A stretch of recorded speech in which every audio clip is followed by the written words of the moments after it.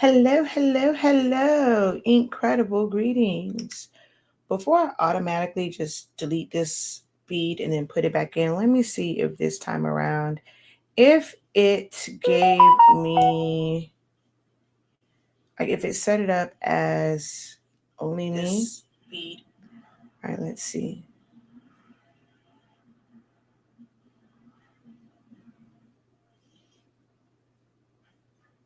All right, hold on.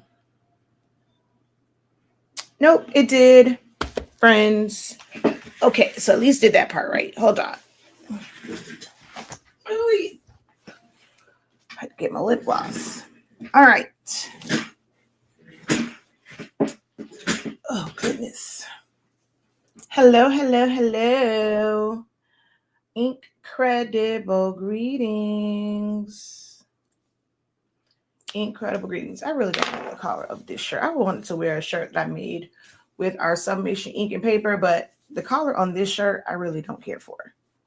This is one of the ones where you make this for a woman and she will definitely cut this sucker up because this neck ain't naked. It's looking crazy. Okay. Hi y'all. How y'all doing? So if you can or cannot see the title, I did not even bother to put a thumbnail. I was supposed to. I was on this whole thing where I would start my lives at like 10:50, 10:55, so I can go 11 o'clock on the dot. But as I was sitting here preparing, I was almost in tears, and I got too much stuff to do. Grief is real. Uh, Yesterday made 3 years. 3 years. Actually, well, yesterday was my grandmother's birthday, and I avoided it. I avoided the 8th, and I act like the 8th didn't exist. I did my best to act like yesterday didn't exist. And yeah, today it's not working. So, um, yeah, today is not working. I tried to pretend like those 2 days did not exist, and they were a glitch in the matrix, but that didn't work. And I was on the verge of tears. I was like, you know what? I mean, I could. I'm not saying that grief is a bad thing, and sometimes you just need to let it out. But I didn't want to. I got stuff to do, so I need to reset my mind. I will probably break down this evening in the shower, but today, right now, I was like, look, if I try and wait until 11 and do the other that I had and the thumbnail, all that, I'd be balled up in a corner somewhere. And I really have work to do. And if I go into grief mode, I'm not going to get anything done today. And I got a lot of stuff to do today. So I'm like, let me snap out of it. Because I ain't going, I'm not going to cry. So I was like, okay, let's start this early. So I can get this out my system. And I can get some work done. Okay. So yes. Nothing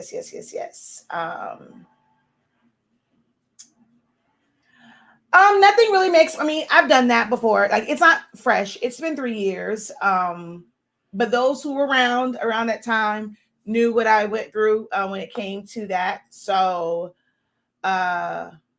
yeah, it was a lot. So I do scream when I need to. I've been there.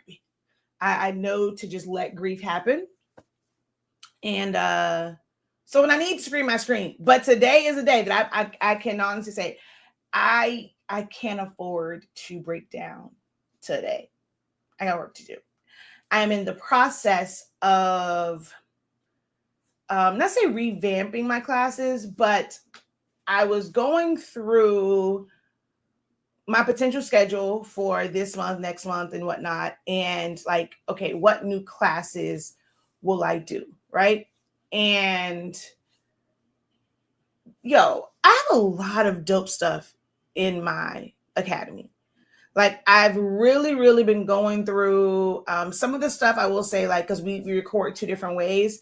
I just left the stream up there. So by me going through and labeling all of the segmented parts and I'm putting it back in the academy, I'm realizing, like, one, I'm not wishy-washy.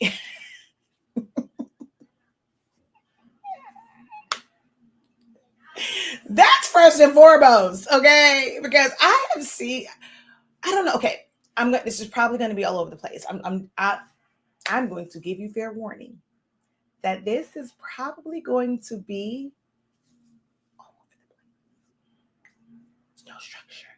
But it's always a good time. It's always some learning. It's always something to take away from it.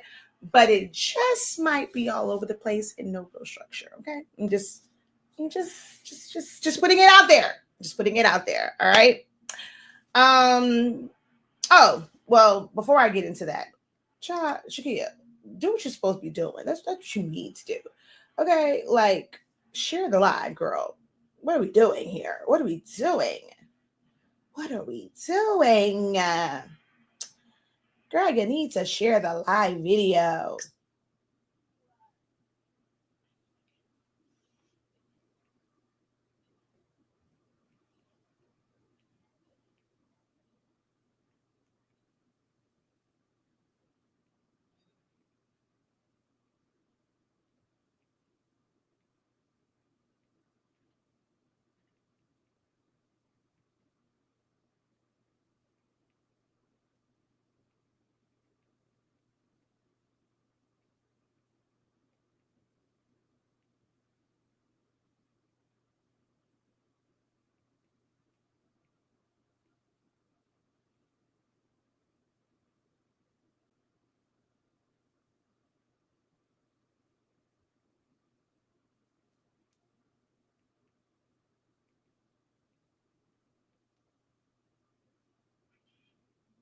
Okay, that is done. And then let's go ahead and share again. Share to a group.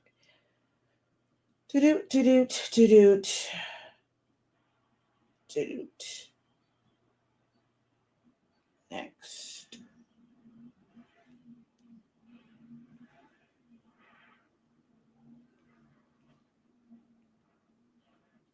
Okay, I'll share it out. So now that that's done, let's go ahead and introduce myself, and then I'll get into the things that don't make sense. It's gonna make sense at some point. Yeah. So how y'all doing? How you doing? I am Shaki. You can't see. I am literally going. I really feel like I'm crashing out. Like I'm really going through all the feels on the inside and trying my best not to let it come out. So if it seems like I'm going crazy, just look at the title. Okay, just look at the title. But anywho, I'm Shaki, the professor. Our company is HS Ink 365. We sell the best summation paper and ink that produce results like this. 365 degrees, 30 seconds, no butcher paper required for most applications. We are also the home of Silaholics Anonymous. That is the platform that I created 10 years ago to teach you guys all about Silhouette Studio, the machines, because they were bomb.com. They saved my hands. They elevated my business, being able to do large print and cuts. Although this particular one is one solid print because your girl went and finally got herself a Roland BN20. I used to create large, large cutouts like this with Silhouette Studio. But I would have to break this apart. Like if this was 11 by 17 paper, I think it was like 5 different cuts or something like that. If it was like 8.5 by 11, it was like 8 or 9 different cuts. But I would like cut this and split this up and print it off in like small sections and do print and cuts on it and then put it together on foam board and then cut out the foam board. So Silhouette helped me do that. Like, because before Silhouette, where I can just have it cut it out, I would take large images and cut them myself. Like, that was no fun. That was no fun to cut them out. Like, I would make boxes and then so I can print it, but then I would go in and like cut out certain sections and then like piece them together. Yeah, I was hand cutting a lot of stuff. So Silhouette definitely elevated the business. Excuse me. And then I discovered that the program is kind of bomb.com. Like, I'm going to say it was giving Photoshop a run for its money, but it did what it needed to do. And I was thoroughly impressed as someone who got started like using professional grade, softwares like Adobe Photoshop, Illustrator, Corel Draw. To come across Silhouette Studio, I was like, oh, okay. And I started teaching people how to utilize it, the program, the machines, how to do your print and cuts, how to do vinyl, paper crafting, HTV, things of that nature. And a couple years into that, I was pushed into sublimation from home. So I had been doing sublimation before, but I always just outsourced, and I would design. I would have a print company print out my sublimation prints, and then I would just press them. I had a heat press. But in 2000, maybe like 18, 17, somewhere in there, I was pushed into teaching sublimation for those who do it in-house and had printers that they were converting. And that kind of got the ball rolling for our product line. All right. Which was HS Inc. Or honestly speaking, that's our product line. But I was like just doing all of the Silhouette stuff. So once I was kind of really pushed into this space of creating a product line, and then when COVID happened, people wanted to know about starting a business, and that's when I already had it's like Silhouaholics Anonymous. I think it was called Silhouaholics Anonymous Academy, because it was like all Silhouette stuff, and then we got 365 Creative Academy, which like teaches you everything. Like we have so many different classes that I'm actually going through now. That's why I said I can't grieve today. Like later on tonight, I can scream, but today, during the daylight hours, I can't. I absolutely cannot, because I have a bunch of stuff that I have to do for my classes, where we're like adding some additional resources. I'm recording some intros to things, because these are like classes that were done live, but now people, when they purchase it, they're getting the playback. So I'm trying to do like little summaries and things of that, in front of the classes. So I got work to do. I got a lot of recording to do today. I cannot have puffy eyes and red eyes from crying, because I'm like, it is on my schedule today to record. It is not on my schedule today to grieve. So I have a lot of stuff to do. But that's just a little bit about me, and what I bring to the table as your number one creative, if you want to call it, coach, mentor, cousin, professor, dean, friend, sis. I'm just the go-to for all things creative, and things that we do. I'm pretty creative. Like I said, I've been at this for a long time, and I do things that you guys never really see on this platform, because I don't want y'all asking me to teach y'all how to do it. It's some things I just don't want to teach. So I do a whole lot of, but y'all will never see it. I'm very multifaceted. But I'm very creative, and I have a very unique perspective on life, on business, with all the jobs and things that I've had over the years. I'm always taking something from it, some type of lesson that makes the way that I teach so relatable, and it resonates with some people, and there's so much they can get from it because of how I package together, like just the experiences that I've had, and just really understanding business, not just through the lens of a small business owner and someone who's kind of like just starting. I was that annoying employee that wanted to be in the business that wasn't my business. It wasn't like I was trying to run people where, how some they're a fake supervisor, they want to kind of tell you what to do. It wasn't that. I didn't care about the regular employees. I'm trying to be in business. I'm trying to figure out what's going on with these managers, these directors, these what else was directors, general managers, all the things, right? Like I'm all up in their business. Like, how does this work from the inside out? How do y'all determine how to price this? Because why are we charging $8 for a bottle of water that I can get for $1? Okay, like what's the science behind that? What's the logic behind that? Just understanding like just inventory control, like just everything, every job that I went to, understanding sales. I was a technician for Brinks Home Security. I was installing the security systems. Yet when we had breaks and stuff like that, I'm back there with them salespeople, like just being nosy, just kind of hearing like how they're closing sales and deals, and the people who were like, well, I don't really know if we need an alarm system now, like so that I can actually go and do some work. Like I was always in folks' business. One of the reasons why, I'm a May baby. Okay, if you are of a particular age, you remember doing this: January, February, March, April, May. Okay, and I'm always like, anybody to me who falls on the nose, you are like the best person like ever, because it's like you're in the middle. Because I'm a very talkative person too. I use my brain a lot, but I'm also like, first and foremost, your girl is nosy. Okay, very, very nosy. I feel like any of those months that fall on the nose. So January, so February, y'all some good people. March, April, May, hello. June, July, August, okay. September, October, November, all those months, we are like the best of all the worlds.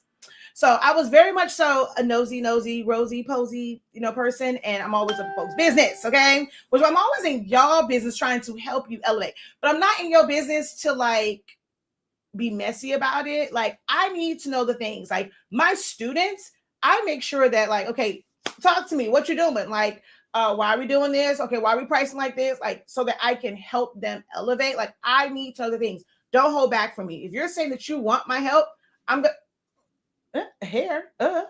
I'm going to be all up in your business. I'm going to have follow-up questions because I need to see the full scope of things. That's just kind of how I'm wired. Like I have to see like the full scope. I have to see what's in front of me. I have to see, like, I have to be able to look ahead and kind of like foreshadow and see what's coming. And I'm also going to pull from things I know did work, didn't work. Like that's just how I am. That's what makes me such a great instructor, a great teacher when it comes to anything that I'm teaching, because I don't focus on like, I want you to think, I want you to really think outside the box. Like really, that's just kind of how I teach. So yeah, that's just me in a nutshell. And I do these like, my series at 11 o'clock is more so about the softwares. I'm like, I understand everybody wants to do all these different things. And like the industry is kind of changing. But at the end of the day, what a lot of people are teaching those is not really doing a lot of the physical things, like trying to push people away from stuff like this and like, oh, get into digital. Well, you cannot become a digital seller.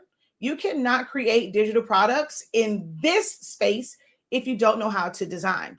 I mean, really, in any space, like digital requires some level of design. Even if you're just putting together a journal, an ebook, something that just has words, you have to know about spacing and formatting and things of that nature. So I'm leaning heavily, heavily, heavily into just me teaching design. Like that's what I've always like gravitated towards. It's what I love to teach, is the design part of it. So normally at 11 o'clock is when I kind of start my live, and I'm doing this one where I was like, hey, let's talk, let's compare Silhouette Studio, Canva, and Photoshop, because those are the three main programs that I use in my creative life, both personal and professional. Silhouette Studio, Canva, Photoshop, and not in that order except for Silhouette. Silhouette is always number one for me. For the past 11 years, Silhouette has been number one for me. So yeah, I just kind of teach that. But if you're kind of coming on, I don't know where this is going to go, because did you see from the title? It really ain't about much. Well, I'm gonna say it's not much of anything, but my main focus right now is I need at least an hour to like reset, because your girl was on the edge. I was about to cry my eyeballs out, but I have video to record for my academy. So I'm like, I cannot. All right. So hopefully y'all gonna be a really good support system. Okay. If no other day, I need for y'all to take a risk of getting written up on your job. and talk to your girl. Ask a question or two, okay? Like, I feel like, I mean, I've given you enough. I'm worth it. I'm worth it for you to potentially get written up on your job because you listen to me and you trying to type out a question to me. Like, I need all the questions today. I've given you guys a lot for 10 years. I'm just asking for a good 30, 45 minutes. Oh my gosh. Nope. Mm-mm. Tear ducts, you need to quit playing with me. I'm talking to the people. There is no reason why my eyes should be watering. Oh, hell to the no.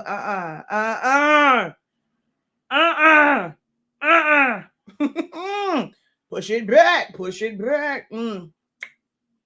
Okay.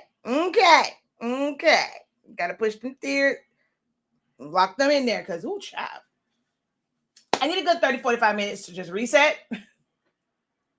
So that I can do these videos. Like, y'all, I really have to record these videos. I gotta record these intro videos to my classes because I'm about to like do this really big push with the classes. And then we're gonna add some new things. But oh yeah, my bad. I told you some all the place. What I was trying to say was I've had these really great classes, and I don't feel like I need to redo them all because I mean the information is there. It's great bones. Certain things like now with watching it back, I can like, polish up some things or just kind of add to it where you can watch the original, but then you'll have some other stuff. But I'm like, I've done so much over the years. Like, I'm not new to this.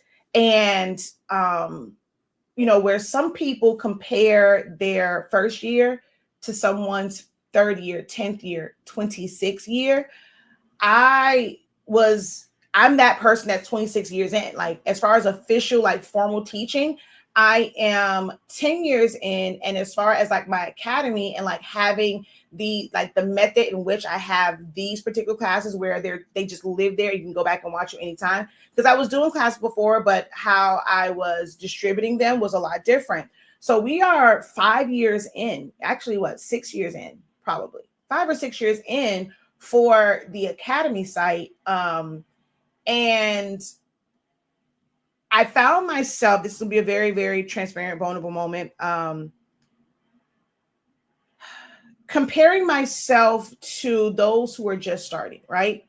And feeling like, well, people are gravitating to them because they are doing, I guess you would say, like live classes, right? So people would go to them because this person saying, hey, I'm doing a class on, I think it's how someone say party favorites. I'm doing a class on all over shirts. I'm doing a class on foam board. I'm doing a class on this. And yes, it's like newer people. And so they are gravitating toward those because they feel like, okay, this is an updated like type class. Whereas me, I'm like, yo, I did this years ago. And it's not to say it's like a matter of like being lazy or anything like that. It's just this information is timeless. Like how I teach it, someone 10 years from like how you cut foam board, unless they come out with some crazy like contraption, it's going to be the same.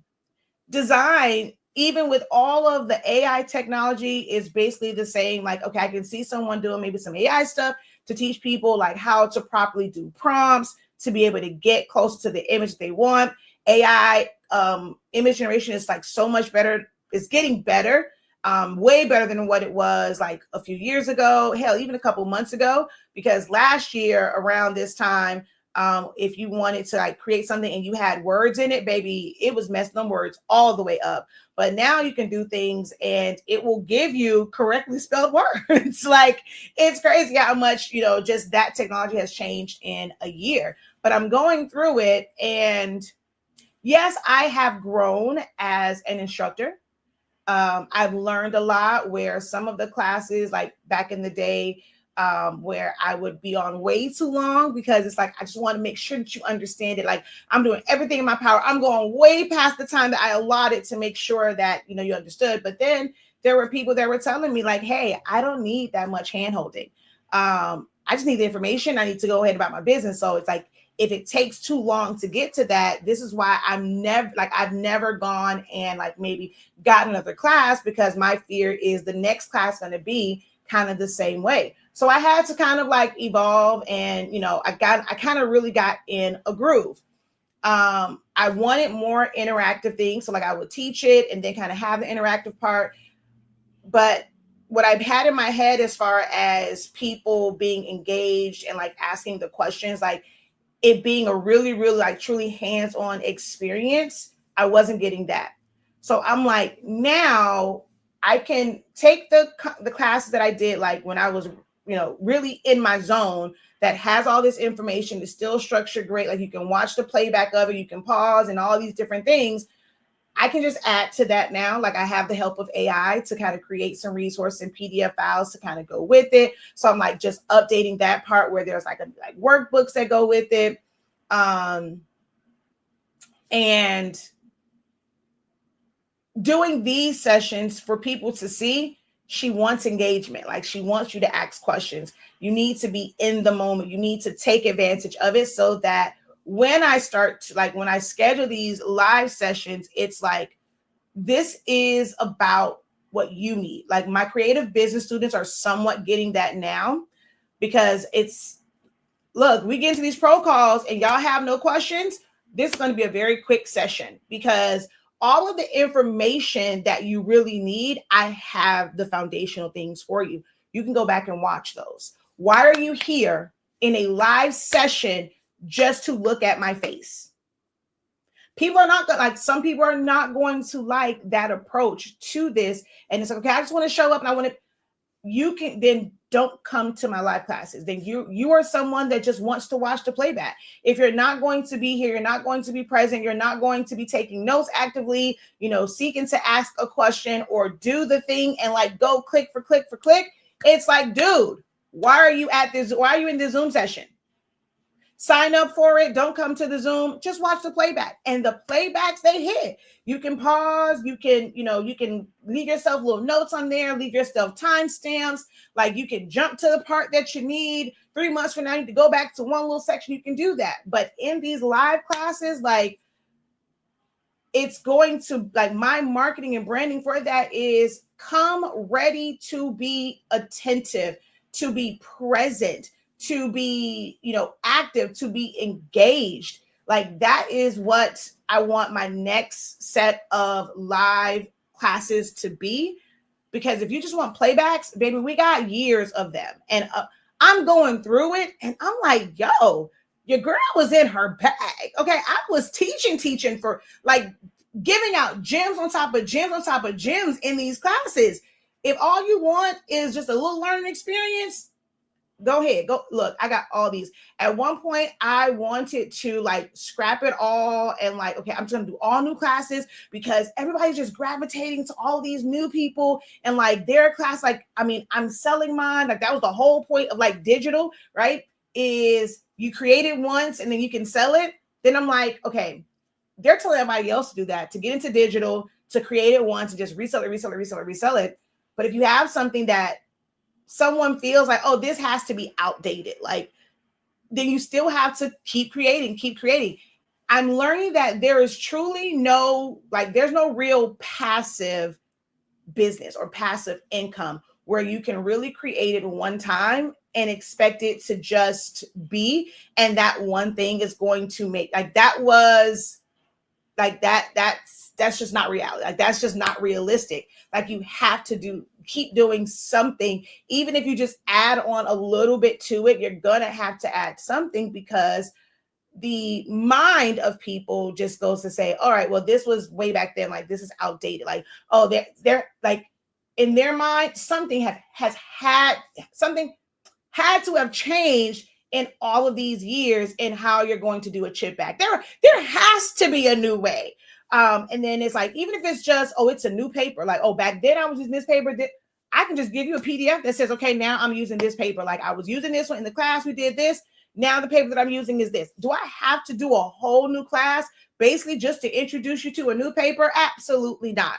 So I am taking the time to go through and like update resources, but the information is the information. And now what I'm doing, it's going to be like it's going to be marketed. This is about hands-on. This is about engagement. Come with questions. Like, I want to make sure that you are leaving with what you need to take action within the next like week. I'm not going to say the next same day, because, life be lifing, but you need to be able to take action in the near future versus like, okay, well, I'm saving this and I'm putting it on reserve for whoever, whatever. Like that's just kind of how I'm moving in the new, like the next phase of teaching for 365 Creative Academy. Okay.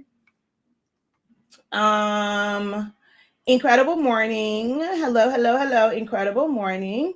Make sure the cameras are on and they should be active. So I don't find that to be, I don't really find that to be like in my classes to be something where that encourages people to be active. Also, I understand life be life in, you know, there are times where I don't want to be, I can be present, but I don't have to be like, I don't want to be like done up.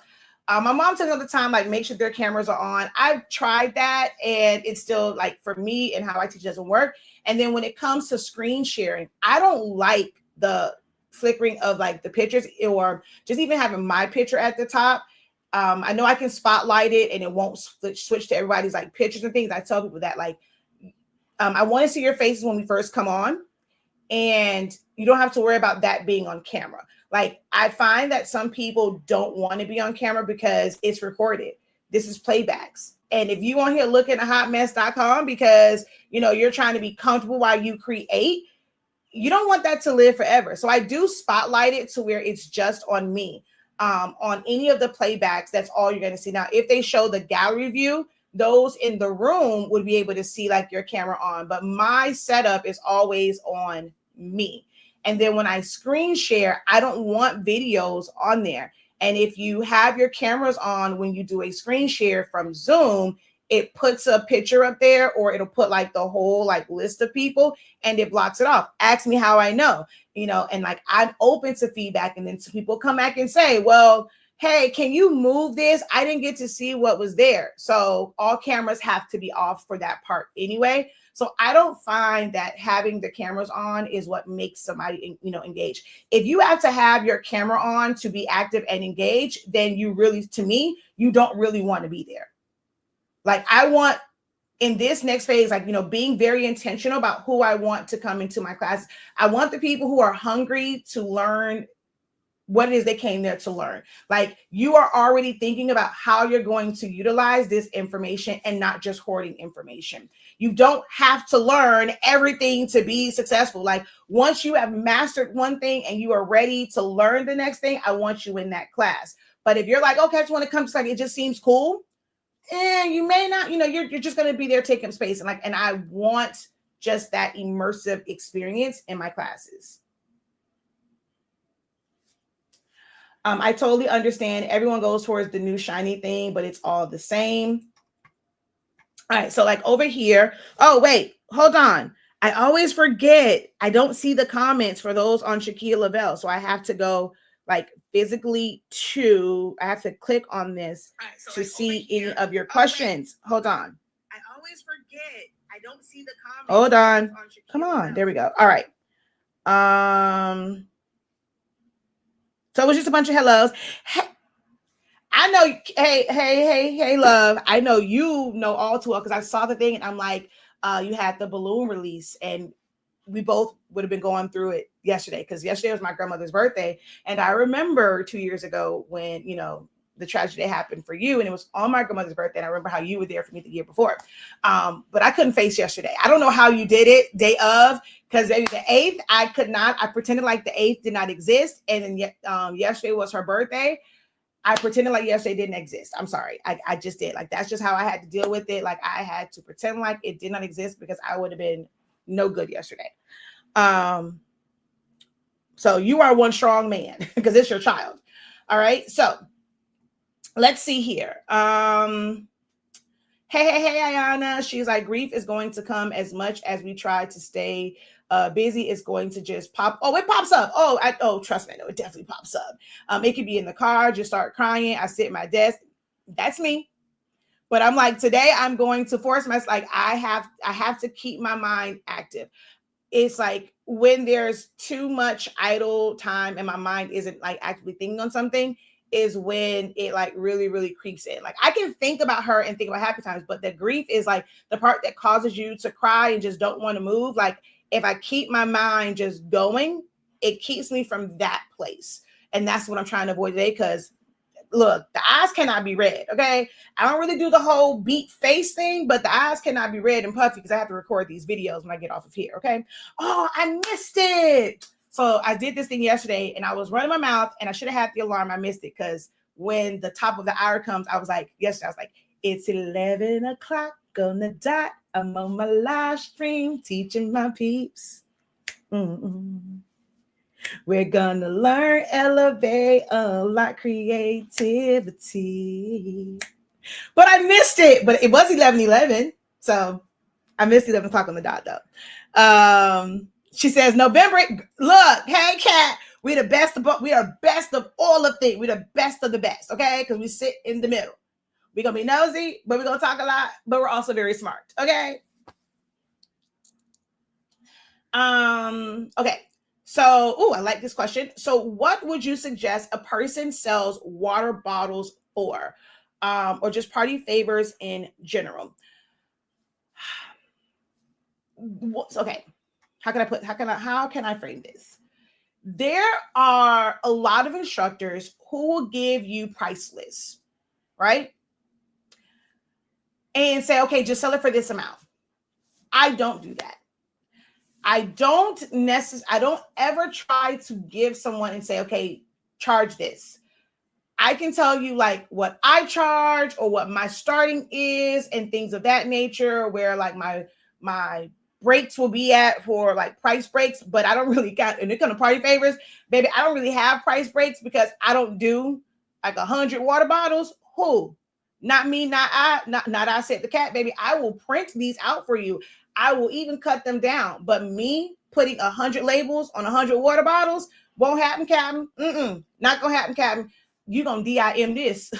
You're gonna be a do it myself type of person. Okay, you are going to have to do it yourself. I am not doing 100, so I don't really have price breaks like that because I ain't doing that many. Like that's just professional preference, not even personal, but it's professional preference for our company. Every area is also different, right? I was when I tell you, just listening to this, the pricing therapy session, because someone asked about it yesterday. And so I'm like, oh, I never had a description on this. So I had to go back and I do that. And I'm like, that's actually the intro video that I have to record today. And I was listening to it. And, I talked about like, who are you selling to? You have some people where their primary audience that they are actually attracting is broke folk who need to be DIM-ish, but they want somebody else to do it, but they don't want to pay them. Yet as a business owner, as a side hustle, as someone providing a service, you keep entertaining these people. So I can tell you, charge this. But if you keep entertaining the people who don't want to pay that, who don't see the value in what you do and that price that you put on it, they're going to keep nickel and diming you. And then it's like, this is gonna sound bad. Are you desperate? Are you out here treating your business like, you're a crackhead?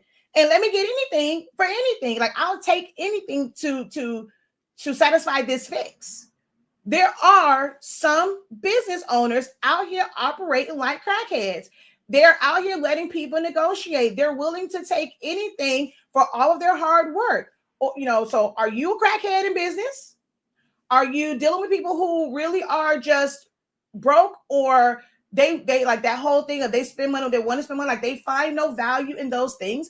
I talked about in this live that you have some people, when it comes like to their pricing, and they might price it low, it's because they're out here stealing stuff. Like, is that your clientele? Is it middle class?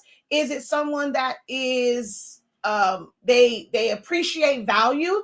Like, you have companies where people are like, oh, ain't no way you're gonna charge this or whatever, but their clientele got money. Okay, their clientele has disposable income. Their clientele is not looking at it like it's just a piece of paper that's going to be wrapped around 50 cent, some cheap water. Like, even if you put it on a Nestle or whatever, like they're not looking for you to put this water bottle label on a bottle of Fiji water, right? Because you can do that. So something like, okay, I have a label. What you putting it on? Are you making this label for a bottle from Walmart, Maker's Mark, Nestle, Aquafina, Fiji, Core? What are you making this water bottle label for? Who's your clientele? Like, you have to start there. My job as a business strategist, as a business consultant, is to help you identify who are you serving right now, as far as like, who your price is going to be based on. And if you don't like who you're currently serving, what do you have to do to attract a different clientele? There are people who don't mind paying for convenience, and understand they're not paying for just a piece of paper. They're paying for the fact that I don't have to design anything. To me, that's valuable. What, you need $100 for me to design this for you? All right, cool. I don't have to worry about having a printer and dealing with this printer and trying to figure out how to load ink. I'm not going to need this printer later on. Like, I don't print stuff like that. Like, I don't need this. So how much you need to print this? How much you need? Okay, so these don't come on a pre-made label or whatever. Like, okay, so you need to cut these out.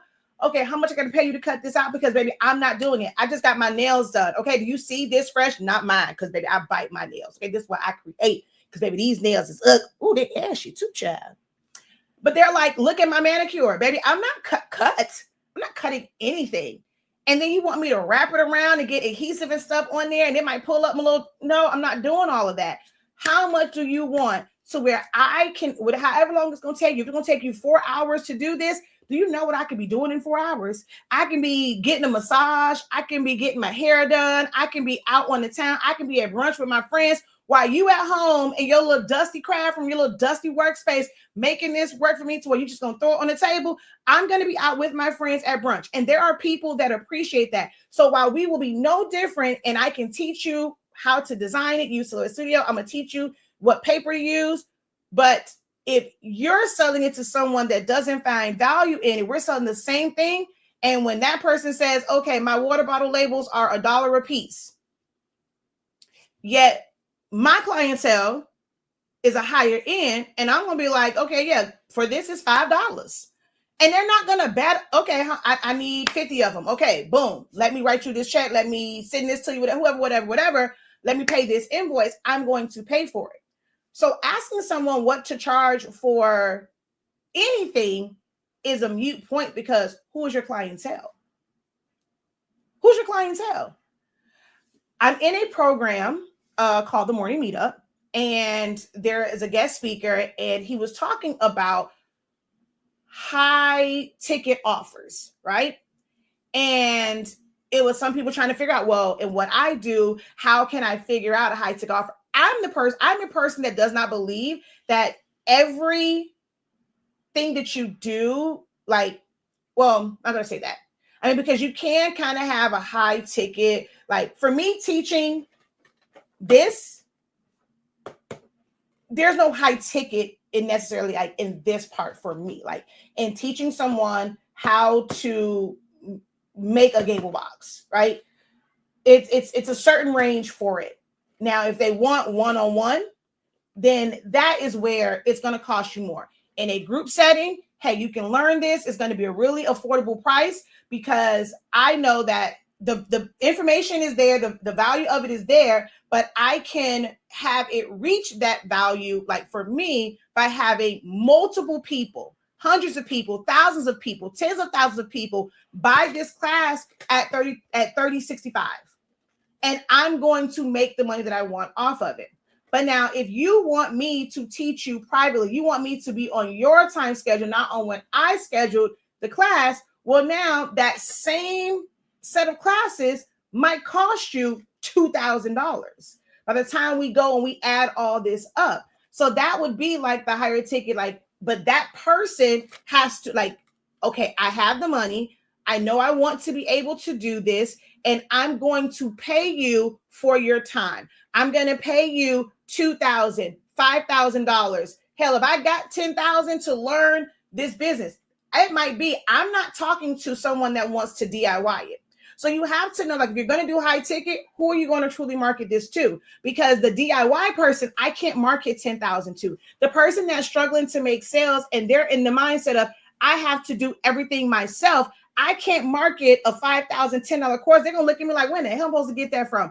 And how am I supposed to make that back? But then there's going to be somebody that says, oh, I see the value in the party favor business.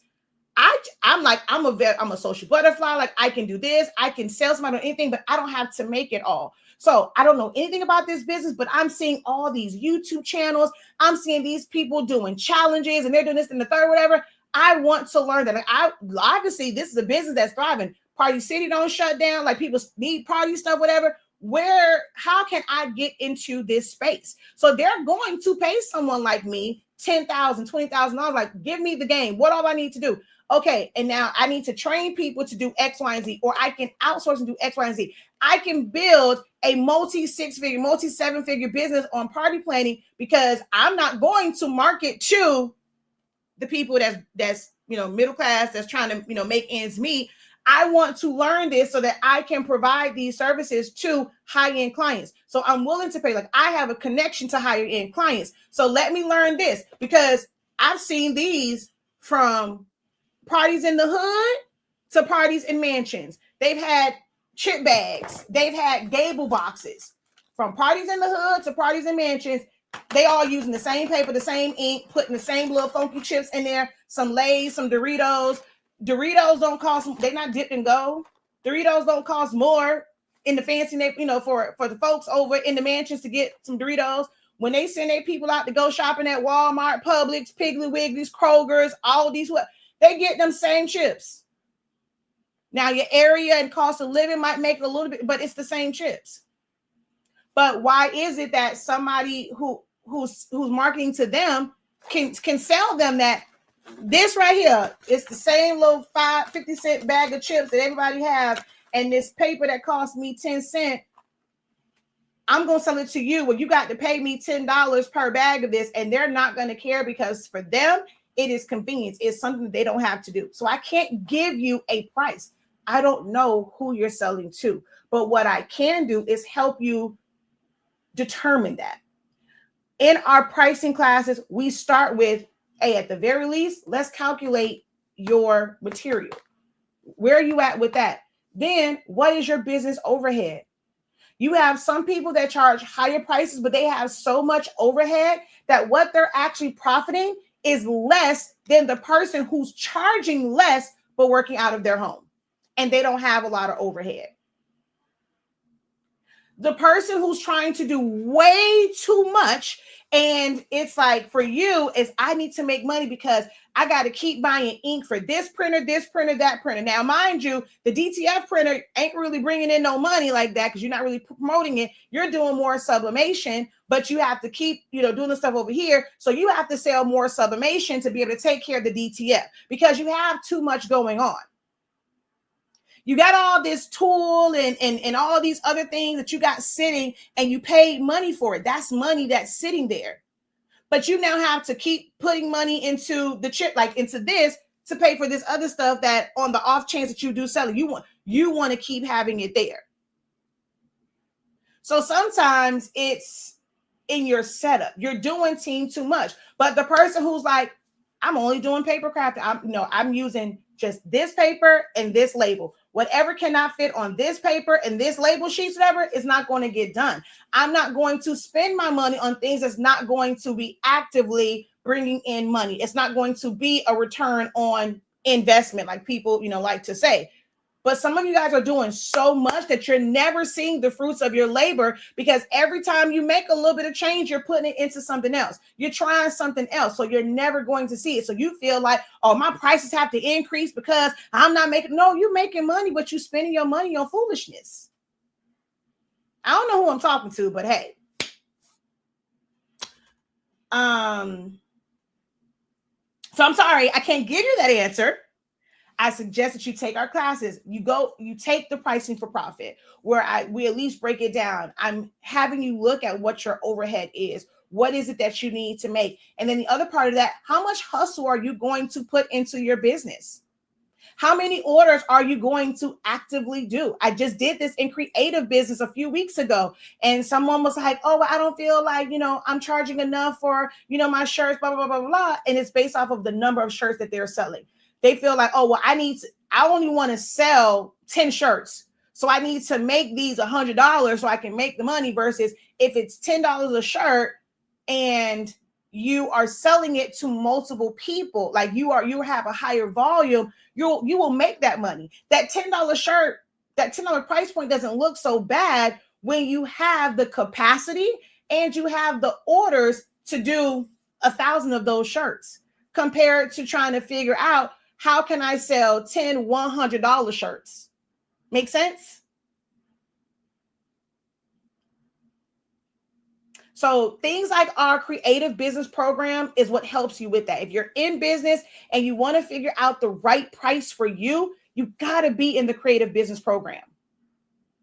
If you don't want to do that, at least check out Pricing Therapy. It addresses your toxic relationship that you have with how you price. That is what Pricing Therapy 1 and 2 is about. And then if you want to just kind of have a formula to break down, then Pricing for Profit is the course that you want to take.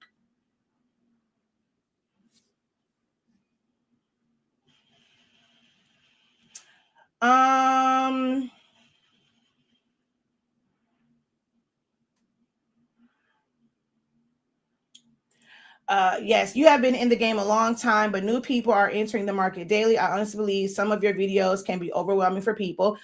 And I know that because especially if they catch me now, like there's a lot of newbies that should be watching my videos from years ago, but to them, in their mind, they think that it's outdated, but that's where you need to start at. So now my videos now, 10 years in, seems overwhelming, but you're not ready for this.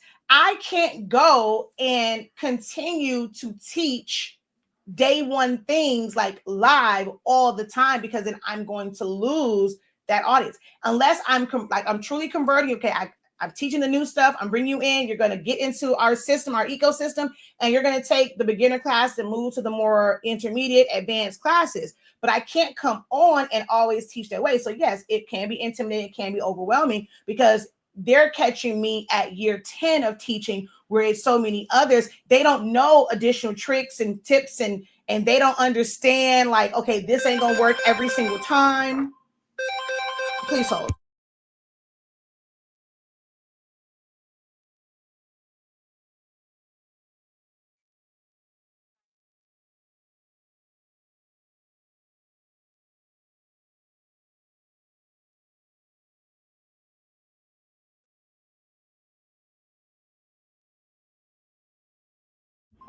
All right, sorry, that was the school. Whereas so many others, what was I saying? But yeah, so there are so many others like that are they don't understand like the ins and outs of things, so they're teaching it one way, and people will gravitate towards them. And then find find some gap, because it's like, okay, well, I took this. I hear this like all the time. I took this class, and they taught me this, whatever, but I'm having this issue. So many people take classes, but they want to come to the professor to clean it up or to fill in the gaps, because they know that I do my research. Like I know it from front, back, in, out, left, right, like up, down. So it can be overwhelming.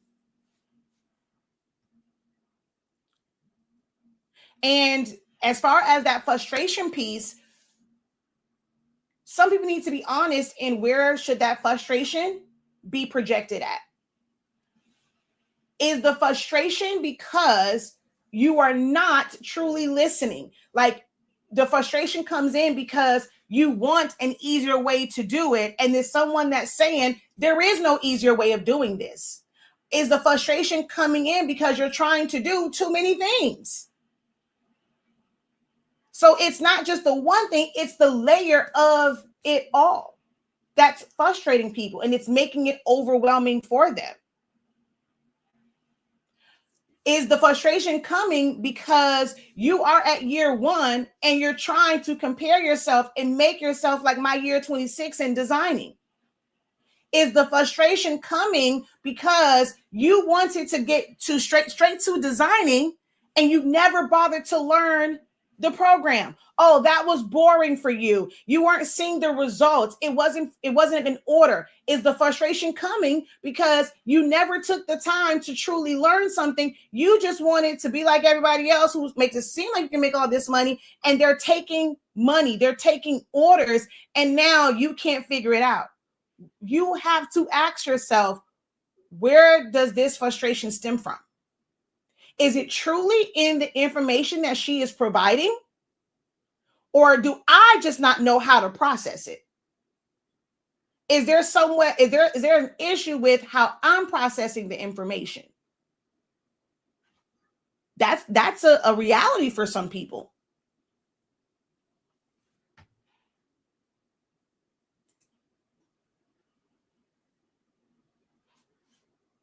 But you as a teacher can't get frustrated when people don't ask questions. Yes, I can. Because what do you come to the class for? Let me tell you why a lot of my frustrations come in. Because there's so many people that will take the classes, but then they want to come back and ask these questions for free. You can book a one-on-one. If you didn't quite understand something, you didn't ask the questions when you were in that moment. If you are trying to do something, but am I supposed to be a mind reader for what it is that you need? Now, I am one where I can't, I've tried to do beginner type classes. I've tried to do the more advanced. Like there are times where I'm like, okay, this is truly for beginners. This one, you kind of have to have some skin in the game and have an understanding, which is like my Canva class. No one can take my Canva design class unless you have taken my Understanding Canva 101. Because when I get into designing, I don't need you kind of coming for these basic things. And I've already explained, you can't do X, Y, and Z. You cannot do this over here. So why are we frustrated about it? So like when I go into designing and I'm teaching things about designing, I need for you to understand that program first. If you're in a learning situation, when you're in school, you're forced to kind of go there. You chose to take a class. You chose to pay your money for this information. Even if I'm just like, so it's not even a matter of asking questions. Answer the question I'm asking you. Do you understand it? Whether you're putting yes or no in the chat, hell, answer the person when they're saying, I want to make sure that you guys understand. There is no confusion. There's no gaps. Are you frustrated? Like, is it overwhelming for you? And then there's no response. That is the most frustrating part. Because then they come back and it's like, okay, no, I don't understand this. I'm still struggling with this. Okay, well, you had the opportunity to ask these questions, but now you want me to spend an extended period of time with you for free when you could have, you were not somebody that's watching the playback. You were physically in the class and you said nothing, but you knew that you didn't understand. It's a problem. If you're in a business class, what is it that you want out of your business? What are the areas of your business that you need help in? You enrolled in this business program for a reason. Because if you were able to figure it all out on your own, you wouldn't need this class. So you know that there are some deficiencies in your setup. Why are you not opening your mouth and asking about those things?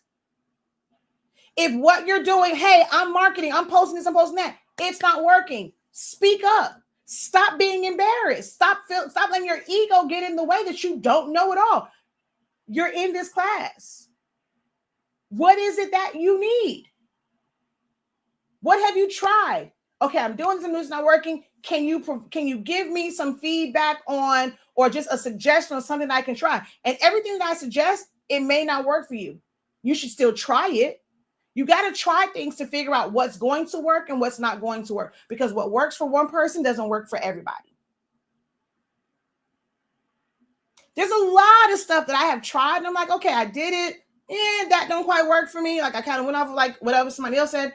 That doesn't quite work for me. And I move on. Either I'll like figure out a way to like tweak it or revamp it, or, just figure out like different things. But I at least try it. I'm going to question things. Even if I don't know, you should have a list of questions. Like I have a notebook full of questions all the time, waiting for me to come across the person who's an expert or who's displaying themselves as a subject matter expert in those areas, so I can ask those questions. Like if they're going to offer a free, like an open dialogue, or if they have a class, I'm like going through my list. I'm very selective about the classes that I take, because if in their advertising, they're not letting me know that they're going to address one of these questions I have on this humongous list that I have, then why am I going to put money into that if you're not going to address the questions that I have? But so many people take classes because they don't have questions. They don't even know what they want to learn, what they need to learn. They're just there because they think that it's like somebody somewhere says, oh yeah, I made all this money from this. And they think that they need that class, and they don't, because you're not even ready for, you don't even know what you're going to do with that information. So the first question should be to yourself, what am I going to do with this information? Why do I need this information?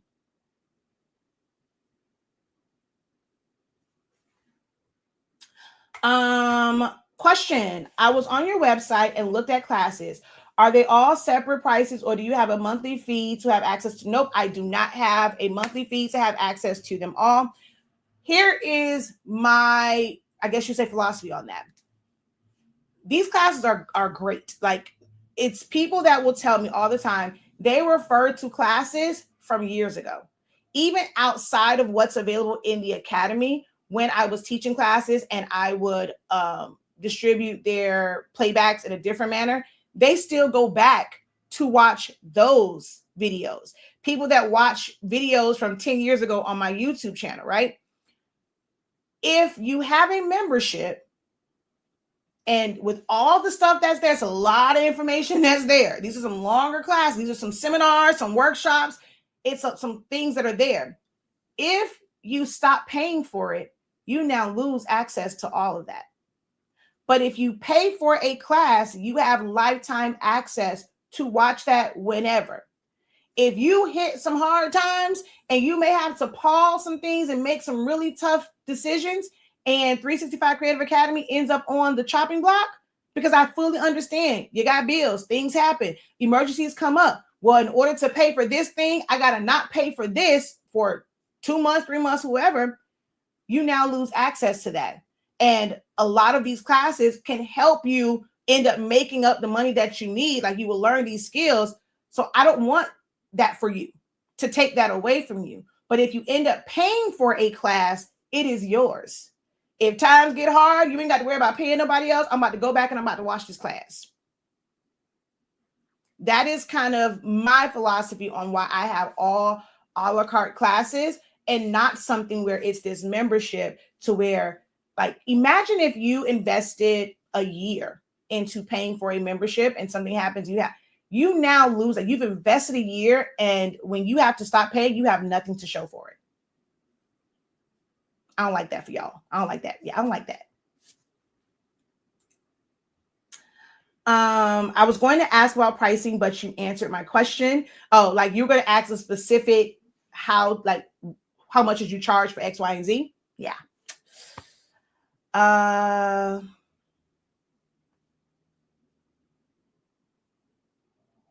Okay, so you are offering a live class. This is like going to school and don't ask questions and just take notes. Can you explain the difference? And the ones that don't ask questions and don't take notes are the ones that struggle on the test. Let's be for real. You go into, the other thing too is, like, when you go into school, and let's say, okay, I will just take my son for an example. It's something that is ongoing. You have to be willing to go to school every single day, or in MJ's case, he sees these teachers every other day. And it is something that it's, he's in the math class, he's in that math class, and it's going to build on that and build on that and build on that, right? The government is paying for that. That's free. They have to go there. The average person, if they were in that same situation, in order to really get all this information, you are showing up to a class every single day or every other day, but you're in some sort of teaching environment every single day. As an adult, you have to pay for that. Are you going to be willing to pay for that? When it comes to college, There's only so many years of college that you can claim on your personal taxes. But as a business owner, every single class, or just someone who's doing self-employment or doing any type of business taxes, every single class that you take that is to help you in business is a tax deduction. So even when you think about it on that level, the education that you pay for, you can only deduct that for so many years on your personal taxes. But personal and professional development can be deducted on your business taxes every single year. So because this isn't like the program, the business program, I mean, it's a lot within there, right? So I'm like, some people need branding, marketing. They're trying to figure out sales. They're trying to figure out websites. They're trying to figure out mindset. They're trying to figure out their website. They're trying to figure out social media, how to do content. There's so many different things within this. It's not quite like school where they will teach something and everything supports like everything that you need for like this unit of algebra, this unit of world history, this unit of chemistry. This like it's not quite the same when you're talking about a traditional learning environment. Even if you're in college, this is this class and it's going to take you from point A to point B, and then there is a test. So for you, if you feel like you don't need to ask any questions, when the time comes, your test is you completing this order for a sale. Are you going to pass because you're able to do this all the way through, or did you need help? And then those who realize they need help because they're going to fail that test, they're going to come back and they're going to end up paying for a tutor. Are you willing to pay someone for extra time to help you when you fail the test? Because that's what happens. I had to go through that with MJ. Like, I'm telling him, dude, you're about to be in high school. The way that you played around with stuff in middle school, you can't do that. You have to take better notes. And one thing he said to me was, Mommy, this year, I don't care what they say. I'm getting that. I tried to get him to get it, but they were like tripping. You know, they're like with all this AI stuff where you can let it record and it's going to do like your notes and stuff. Like they'll have that like in colleges and stuff. Well, he's going to be like in Cambridge and all that stuff. And I'm like, look, your teachers find out now, my child most likely going to be recording. People like, oh, they can't record people consent. That's too much information. My classes do have a playback to it. When you're in classes in school, you don't have a playback for it. And that's the thing too. Like if you are watching and you have a question, where's the questions on the playback? You take these classes, you have access. Unlike when you're in school, unlike when you're paying for a college education, you're in school, no one is recording that to give you a playback. Yet in our industry, we're recording it, we're giving you a playback. Half the people don't watch the playbacks. They want to watch it just in the live session, thinking that they're going to get it, and then they're frustrated. They don't want to go back and watch it. They're not taking notes. That's on you. So true enough, you're paying for it. Hey, you can do what you want with it. And I just know for me, I am looking for those to be interactive. If you don't want to be interactive, all I'm saying, I'm not saying don't take the class. Don't show up to the live Zoom. If you're not going to participate, it's almost like you're watching a playback anyway. You can just wait for the playback to come out and you can watch that. If I end up calling on you, I need to know that you're paying attention, you got some notes, and you can answer a question. And I should not be in a room of 50 people and not one person has a question. That's a problem for me. So yes, when it comes to the Zoom one, like my going forward, I had to practice this. I told them in creative business, I have no problem refunding you part of your money. I have no problem pushing you out of the class. If you're going to come here, if I see you're coming all the time and within a month's time, you never unmuted, you never had a question, you never put anything in the chat, let's go ahead and have a discussion. I can go ahead and refund you. And they had them sign literally a contract that they were going to be attentive, active. You're going to do the work.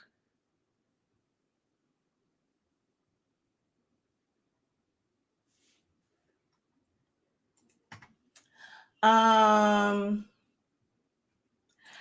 going to share my point of view just to provide some feedback in case others may feel the same way, because you don't know what you don't know sometimes until it's mentioned. Oh, trust me, I get that. Oh, I get that. My comment, no, your lives to me is like a phone call. You call me to tell me something, so I'm listening to hear what you have to say. If I have a question along the way, I'll ask. So I will also say this. So it does make sense, but I don't necessarily do these live videos just to kind of be a phone call. Like this is my sales pitch, right? I want you to be able to see what I know, what I'm able to help you with. Those who consume my content only via social media are not really my concern. I don't care necessarily about the live, which is why I said when it came to these sessions, I wasn't so much focused on Q&A. You're not paying me. I don't really care if you get something from it or not, per se. Like, I mean, I care, but I'm not invested in whether or not you get something or not. Like, if I'm on, when I do come on, I'm like, it's frustrating for me because people are in my inbox. I will go and I will tag people who I know ask me a question to get them on, or I'll share the live in their inbox. I will see their name pop up and they don't say anything. A lot of the times when I'm saying, so no one has questions, it's not for the masses. It's for that person that tried to come in my inbox for me to help them. And then knowing they're not going to throw a tip my way, they just want to just take the information. Okay, if I'm going to give it information, it's not going to be private. Everybody can benefit from it. And I'm knowing that they're on it and they don't say a word. If you wanted private help, then my next thing is if you want that private help, here's the invoice for a one-on-one. So sometimes when I'm asking about Q&As and I'm adamant about it, sometimes it's because I know there's a person on here who has a question and they're just not saying anything. And then the ones who only consume me and they feel like, oh, well, I'm just going to learn from whatever free stuff you put out. And they're not looking to purchase any class. They've never purchased a class from me. Never. Not one. Or the last class they purchased was 2 years ago, like one class. Now I can see if you got like all these classes 2 years ago, like, hey, they good today as well. You have some people that have never purchased summation paper from me, yet they want summation help. I don't get it. I'm not as invested in the ones that just consume me here. This is just a way for me to let you know I have a company. We have the best summation paper and ink. I don't know why you're wasting your time on that other stuff. Nobody else will say it for me, so I keep screaming it to the mountaintops. That, honestly speaking, is honestly the best summation paper. The results are unmatched. I'm going to come on here and say that I am the best. Some people don't like it. Oh, they got on live videos and said, how dare she say she knows this program better than the people that created it? Because I do, because of how I use it. I don't limit myself in how I use it. I push it to the limits. I guarantee that I can do things in this program that the creators never thought. Like you said, they don't know what they don't know until it's mentioned. They probably don't even know that it could really do all of these things and produce all of these things. They looked at it like, okay, it's for a cutting machine, whatever can cut is like, but looking at it as a design software. So yes, I will stand 10 toes down on it. I know Silhouette Studio better than the people that created it, better than somebody had the audacity to tell me that I should take Terry Creates. Baby, I guarantee you I know more about this program than Terry. Yes, I am that confident that I know more about this than that person. So I come on here. You have a question. I'm going to be the person that's going to be like, what you're trying to do can't be done. If you are the one that's looking for, like, if someone tells you something cannot be done and they know this from experience, but you are the person that's like, I'm going to keep asking until I find someone that makes me feel like it can be done, and they're going to tell you something and it's like, that's not even what you asked for. You came to me with one thing, saying I wanted to do this, and somebody showed you something that was somewhat kind of, but it wasn't that. That's not the same. That's not, you didn't let me know that I had an option to give you something else. You wanted this thing. So I use this as a way, like, I can help you with solicitation. I can, everything that you want to be able to achieve. Your girl been there. She's done that. I'm not new to this. I'm true to this. I can help you. That's the only reason. And I come on here to, like, this is sometimes my break from reality.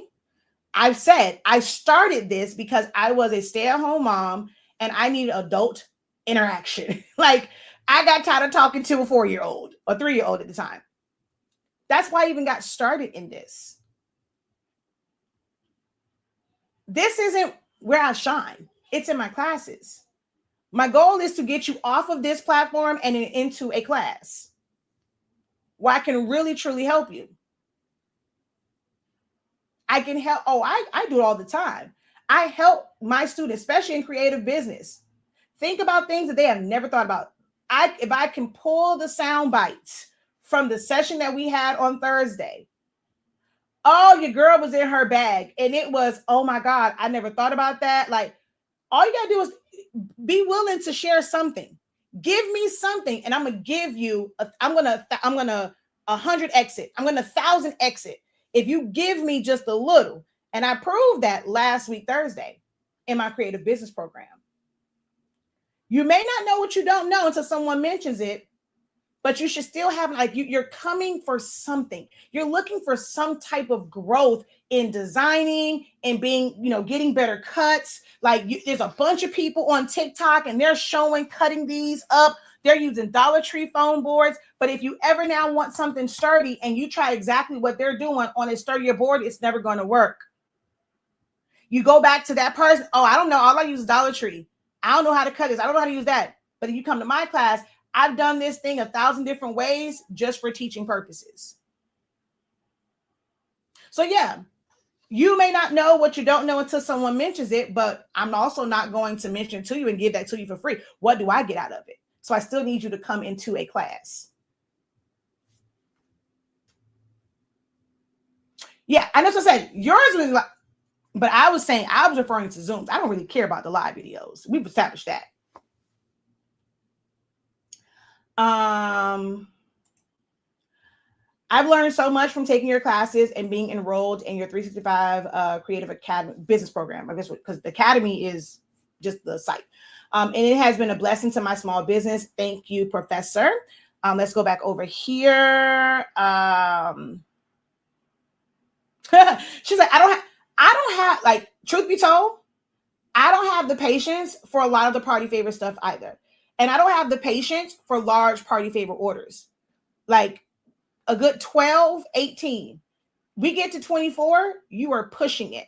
And if you want 24 of anything, you are going to be limited on the number of things that I do.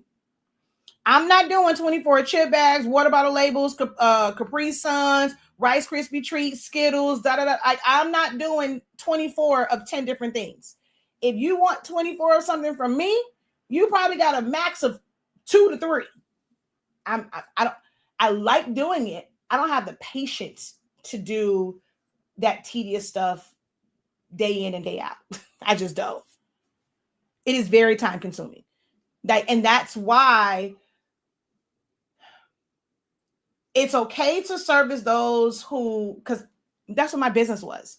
It was DIY by a professional. And my main objective was to be able to help those who, they're always invited to these great parties, but their parents, their families may not be able to give them like this grand party.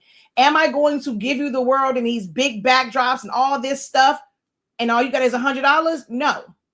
But I am somebody where I can make your $100 work for you.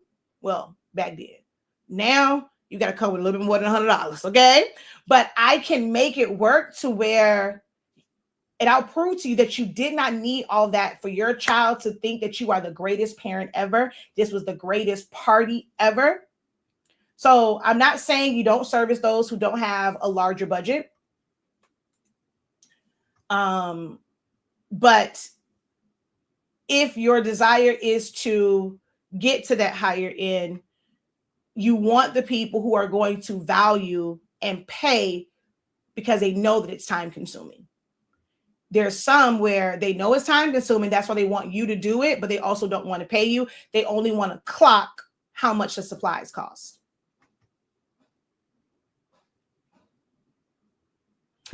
She's like, I thought I could do balloons. I learned the hard way. It's not my thing. If you were to do the standard balloons, I think anybody and everybody, as long as you understand and you're willing to like really pay attention when it comes to sizing, anyone can do a standard column, whether it's color blocking or spiral.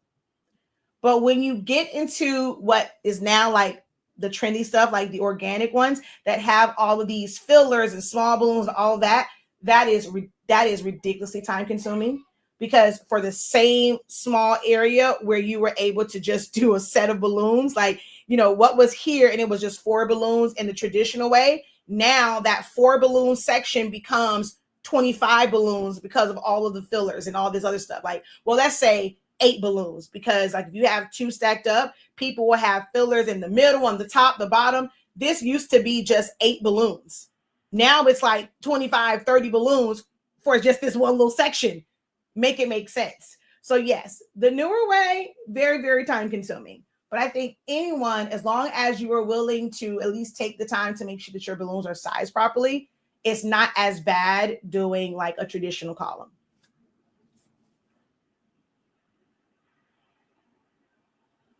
Oh, okay. Okay, I read that wrong. My apologies. So I'm in my master's program and I don't ask questions all the time until later when I run into a problem while doing the work. Same difference. Some people may not have a question until they're okay. That is still okay. We're still talking about questions. So when you have that question, you're paying, for the class, whether it's a tutor or they have a time where you can go then and you may ask a question. You're going to like seek it out or whatever, right? I don't know what your master's program is in, and let's be okay. I've never been to college. I've kind of just seen and observed. I've worked at a college and I have seen professors, like when they have lectures or they're teaching, they may call on someone to answer a question. I personally have never, because again, I haven't been like in a full on from start to finish college experience. I've only like been in classes and what you see on TV and movies and stuff, where it seems like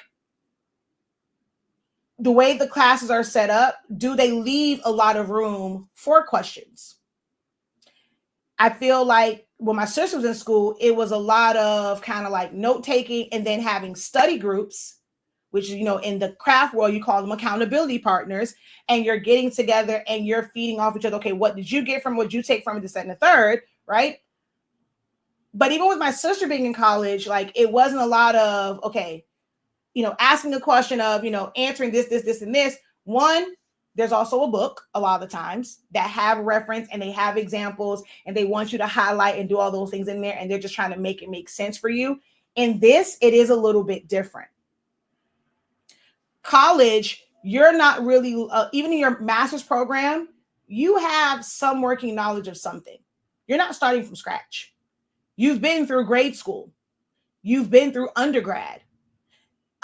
It's very rare that someone's going to start learning something where like you can't get to the masters of something if you haven't done something else. Like it's you have some knowledge of it, but there's some people that come into these things and they have zero knowledge, and that they have like they go and it's like, okay, wait, what was that? And they don't say anything. It's ego, it's embarrassment. When someone is giving you the opportunity to say, do you understand this? And some of them have said it.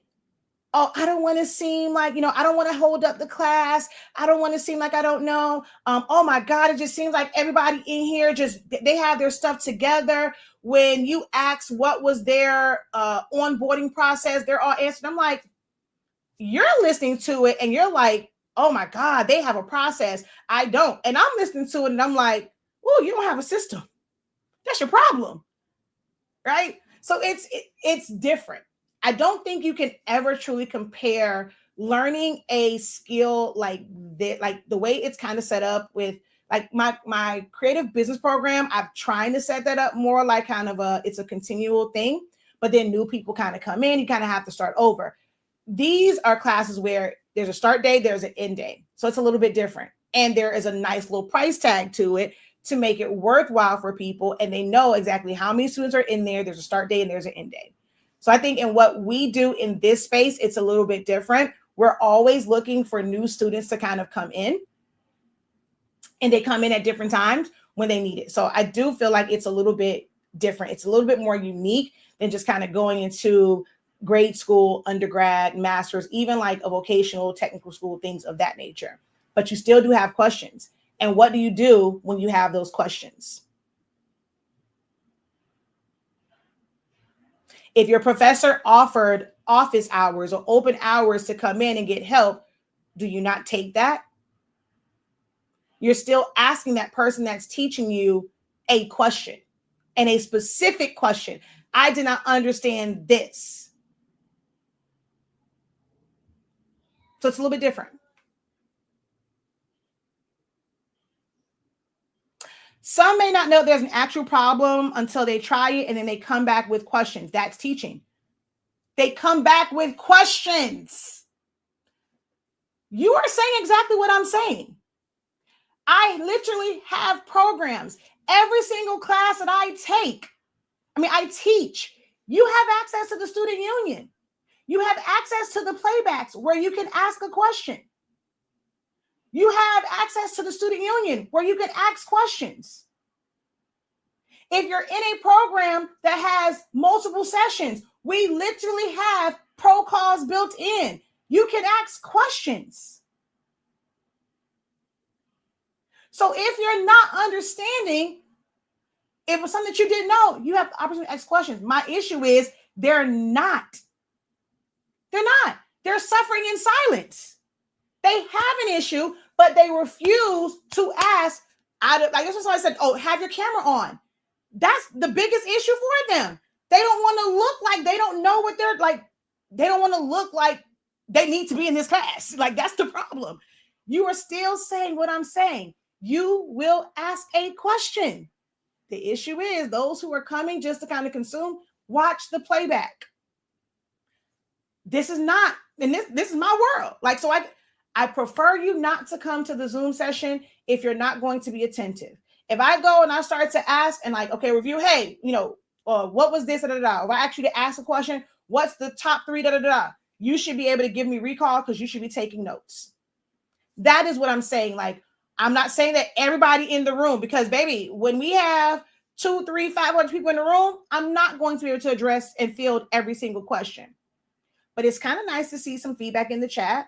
And if I call on someone to know that you were attentive, like I get life be life in, and people, they kind of just listen to it. Like Erica said, it just kind of listen as a podcast. I'm just kind of consuming it. There's so many people that they will be on there and say, okay, well, I'm working on an order, but I heard you say da da da. Like they're not even fully attentive. They're over there working on something else. And I don't mind that as long as you understand, because you were not paying attention and you did not take full advantage. There's only so much that I can offer you as far as an answer. And a lot like that answer may not be right away. You might post that question. Am I going to drop whatever I'm doing to answer your question right in that moment? Absolutely not. When I have a moment, I will address your question. If it's an immediate concern, you can see if you can book and pay for it. My time is what I'm saying. Oh, yes, it was. Thank you very much, honey. Yes. I want to learn Photoshop. Which should I start with in the academy? The Photoshop Essentials. So Photoshop Essentials breaks down all of the major tools and functions. And it's identifying like where these tools are, what it is that they do, what it is that they don't do, what can you do with it. And then once you go from there, I will say Photoshop is not my primary design platform. I use it more so for enhancements. But I have several students that have come back and said they've taken a class and they are so grateful that they took my class first, because that instructor only focused on that like design, right? Someone asked a question about something and the instructor couldn't answer. Like they only could answer like probably what they prepped for in that. And they have come back and said, if it was not for your essentials where I understood this, this, and this, I would have been lost in this class because of how they taught it. So I may not be the person to take you all the way to show you all the things. Do I design obituaries in Photoshop? I do. Do I want to teach that? I do not. Do I do like, I do certain enhancements and stuff. I do those, but I don't want to full on teach it. But I can teach you the essentials. I can get you where you're started at, and then somebody else can teach you all of the little innuendos where they're teaching you design. That's always been my thing. You need to learn a program first before you learn to design. Learning a program and learning design are not the same thing. Designing is about concepts, layout, composition, layout, the negative space, the fonts that you choose, the elements that you choose, how you arrange them, what to make small. Like, these are the things that design is about. Learning the program is different. When it comes to Photoshop, I'm teaching you the program. At first with Canva, I was only teaching you the program, the platform. I am going to get into some design stuff. Probably not how most people want to design, because I don't necessarily use it to create shirt designs and things of that nature. I have other programs for that. But there's a lot of great things in business that Canva's great for, and I'm going to teach it. But you have to take my Canva 101. When I do my Photoshop stuff, my team and I are developing a questionnaire. If you want to take any class that I have for Photoshop for designing, you have to answer the questions on that test, like on that questionnaire. It's really a test. It's a quiz. If you can't, then I'm going to suggest that you take our Essentials of Photoshop class so that you understand the tools and functions, because in designing, I cannot go back and teach you the basics of where this tool is, how it works, and like those type of questions that you get once you're in designing. Why am I doing this? No, we're just doing it. Like I can't go that route. Like, I'm learning that. Like, I can't, if I'm saying this is for designing, it's for designing. It's not for somebody that's a beginner to Photoshop. So I can't field beginner to Photoshop, because you don't know where a tool is. You don't know the setup. You don't know, like, if I say open your layers panel, I can't have you saying, where's the layers panel? Excuse me? No, this class is not for you. Hopefully that makes sense.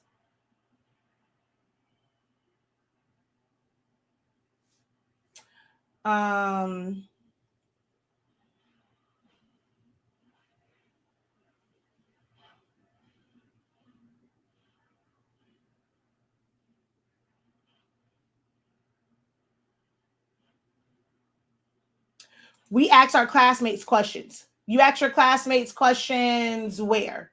Outside of it? In class? Because if you ask them, like, most people, you talking in class, they're going to look like, okay, you're not paying attention.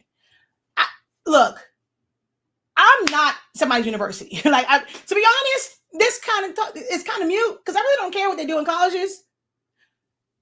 If you're coming to this class, I want you to make sure you're getting something out of it.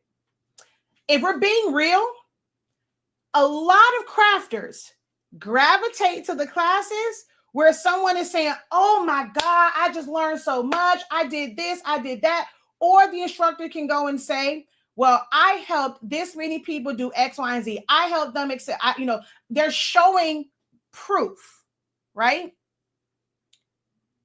If you can't even get that, then it makes it hard for you to market yourself in this industry. Schools don't, with schools, you have ones like, well, they for them, it's the same way, right?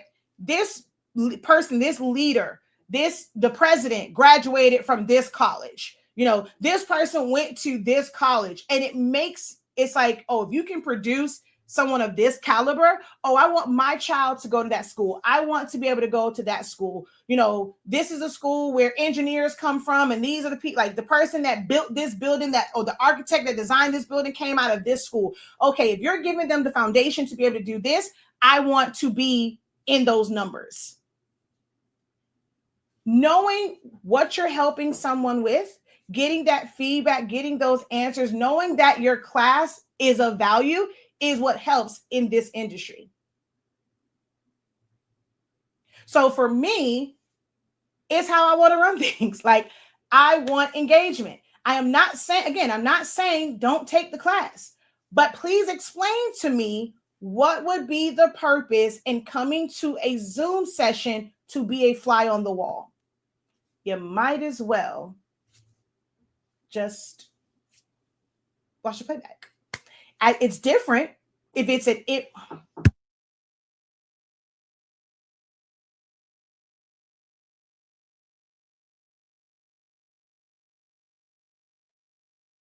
Now, to me, a live session, like people kind of go to that like in person, like it's being around people. You have time to like sit, mingle, like that's like an experience. So I know people kind of come to like live things, and of course, not everybody's gonna have like a question. I'm not looking for everyone to have a question, but I want to know that you're engaged. If I ask something simple like put a number 3 in the chat if is this, I should see at least 80% of the class put a freaking 3 in the chat. If I ask a yes or no question, I should see the yes and the no's. You guys hear me I guess you guys just hear me saying, asking questions. I'm talking about engagement. You're going to be present. If not, just watch the playbacks. Erica, come on. Seriously? Is this question for you or for everybody else? Because you've been on my lives enough to know. I literally preach and say that every single time. Every last one of our classes comes with unlimited playbacks. We do not do the, you only have access for 7 days. Come on now. Is that a question for you for real? Oh, okay. So I do see one here. You said, I've purchased classes and haven't watched them yet due to life. That's why I'm asking. Yes, I literally say that all the time. Every last one of our classes, you have unlimited access to the playbacks whenever you need them. And that's what I'm saying. Even if you don't come, if you come to the Zoom session and you're not going to just be engaged, you're not going to be present. Not since you have to ask a question, be present. Pay attention. If you're in the live class, pay attention. That's all I'm asking. Going forward, I want people that are going to pay attention. If I'm in a program that is meeting weekly, I need to see that you're paying attention. If not, there's no reason for you to be here.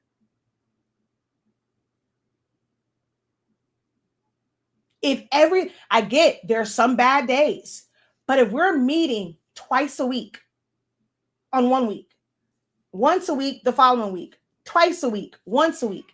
So there are 6 opportunities. 2, 4, 6. There are 6 opportunities in that 1 month. And you're telling me, unless like it's like those who say like I've had one, life was lifing. I get that.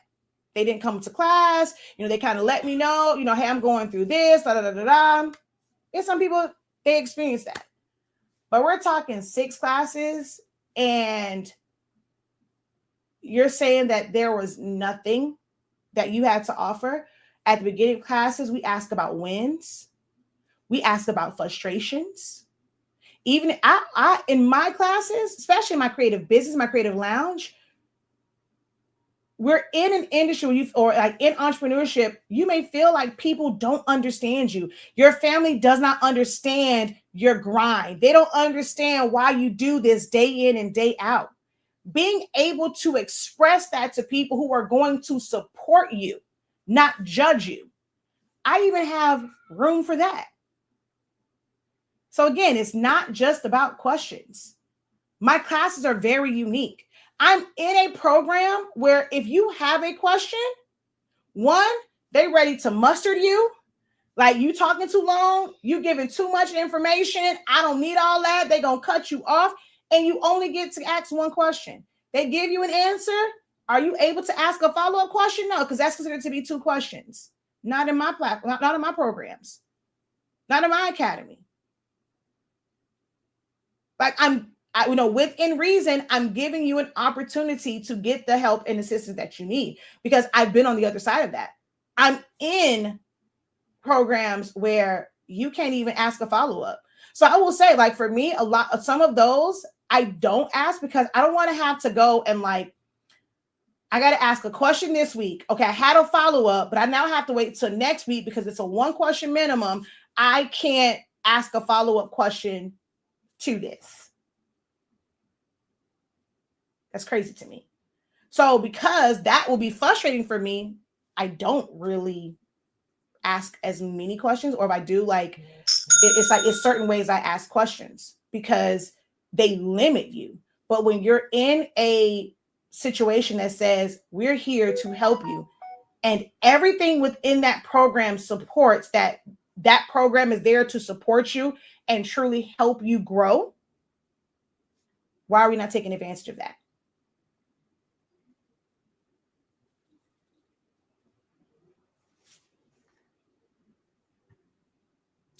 Hey professor, I get it. I've been in those Zoom classes where there's nothing but crickets.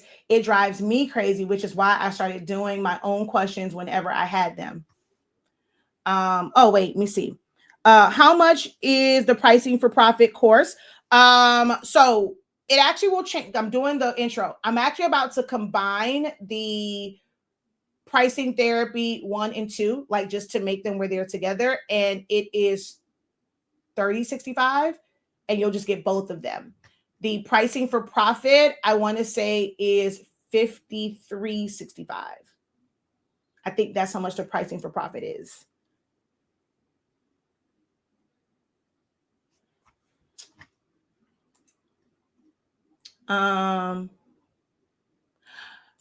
Okay. For me personally, I don't make a sale or try to sell anything if I don't know what I'm doing. Now I think that's crazy. No, it's not. So, I've told this thing, this part of my journey a couple of times. When I'm in the learning phase of it, I will let someone know like I can do it. I will even ask someone, like I know that like they're having a part, like when people are having parties, I would ask them, hey, I'm trying to practice on like balloons and stuff. Can I do it? Like if it's someone who does it, like they're like, well, this type of event is more upscale. I need a professional because I'm looking for a certain look. They'll let me know that. And it's like, I don't feel no type of way because I was saying like, I'm new to this. I need actual practice, right? So where I'm not just making balloons and they're just in my house and I have to keep popping these balloons. So I would ask people about like setting stuff up. I have clients that now like they'll ask me to do something and I'm like, okay, yeah, sure, because I may want to do it. And then they're asking like, Kia, how much is it gonna cost me? Just good, whatever. Like I'll tell them at least cover the supplies. I did that when I first started doing events, cover the supplies. And then they would give me a tip anyway. I didn't necessarily put a price on it. But in order to get that practice, one, it's not just about doing things sometimes. Like in business, you need to learn personalities as well. So when I offer to do things for people, one, it's understanding the supplies, it's understanding the time. Like at the very least, like it can only get better. If I do something the first time and it takes me forever to do it because I don't understand it, like I don't really know like all the tips and tricks, that is the longest time it will ever take me. As I learn it and I get better, the time is going to decrease, right? But it's giving me a sense of, okay, this is something that is very tedious. Like, even if I know what I'm doing, this is very tedious. That is what helped me figure out pricing. That is what I teach. Like, there's a certain framework that I teach in my classes that helps you determine that. Like, it truly helps you determine what your labor should be. So it's like,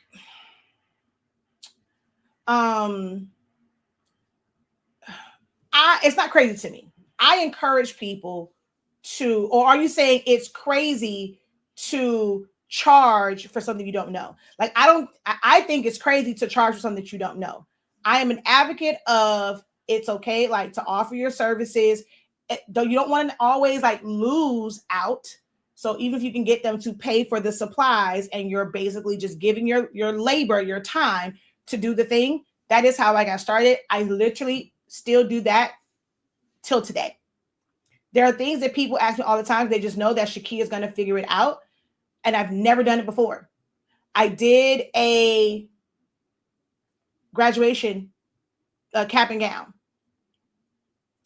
I knew that there would be an issue. Like I was always afraid to like press the entire cap. I end up doing it because this person like, hey, it's okay. Like, it's okay for you to practice on my kid. And it left the gaps, and I understood, okay, now I'm taking notes. Okay, I can't do this. I can't do that.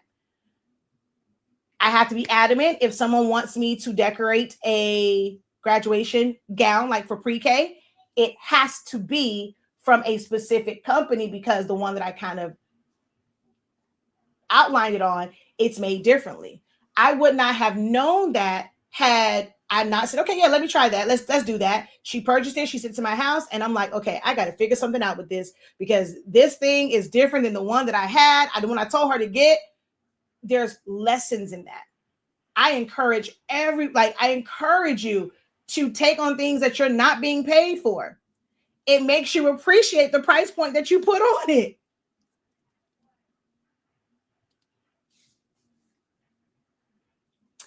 I paid for a class where the teacher rushed through the class and she wasn't answering questions. Oh, that's normal, especially in this craft industry. That's pretty. It happens regularly. So why do you think people aren't engaging with your content or being attentive to what you are teaching in your Zoom classes?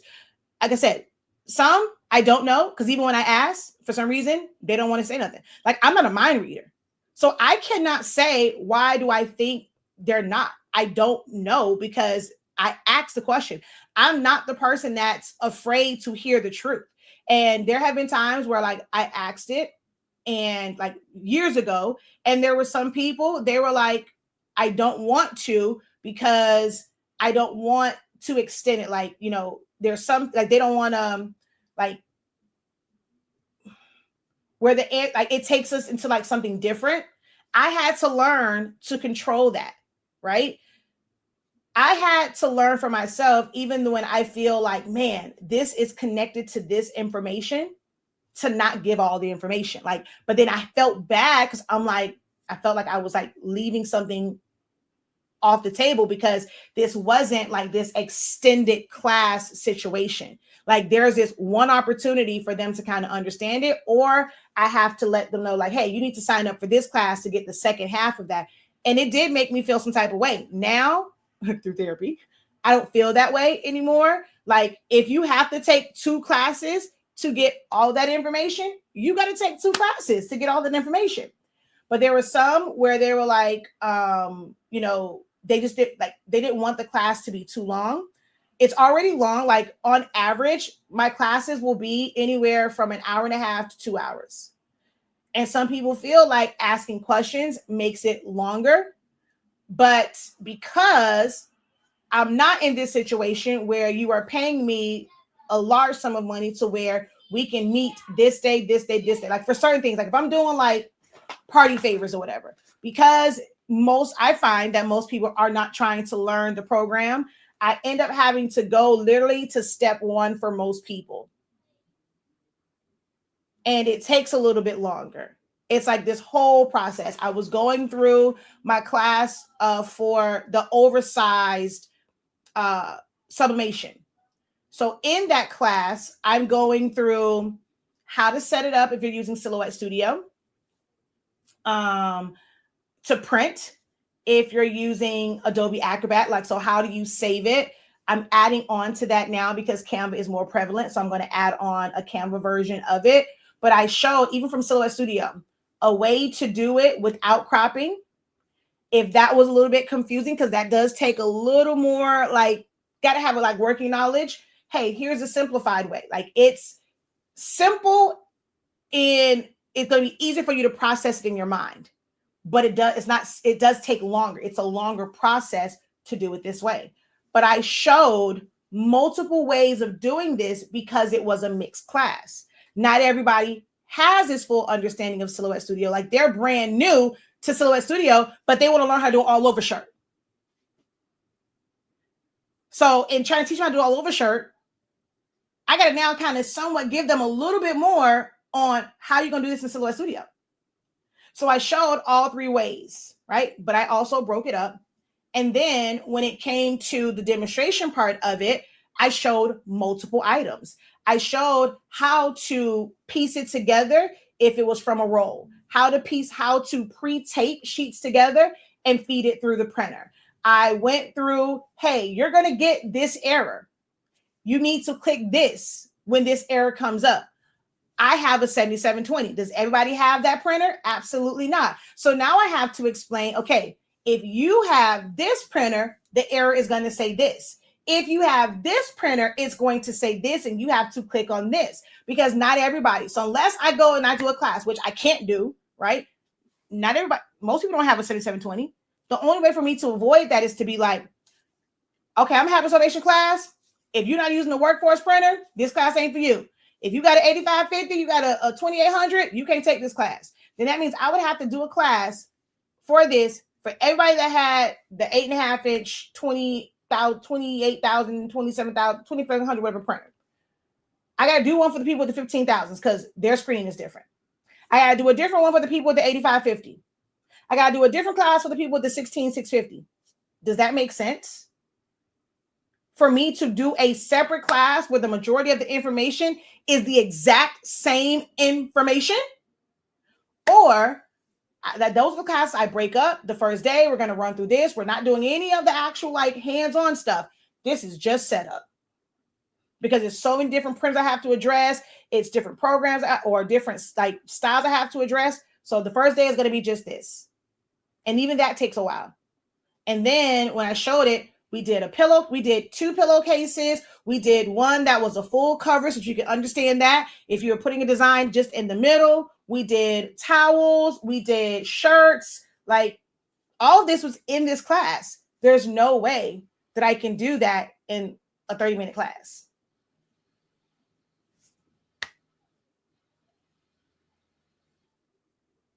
So some will say they just don't want it to be longer because it's already going to be long.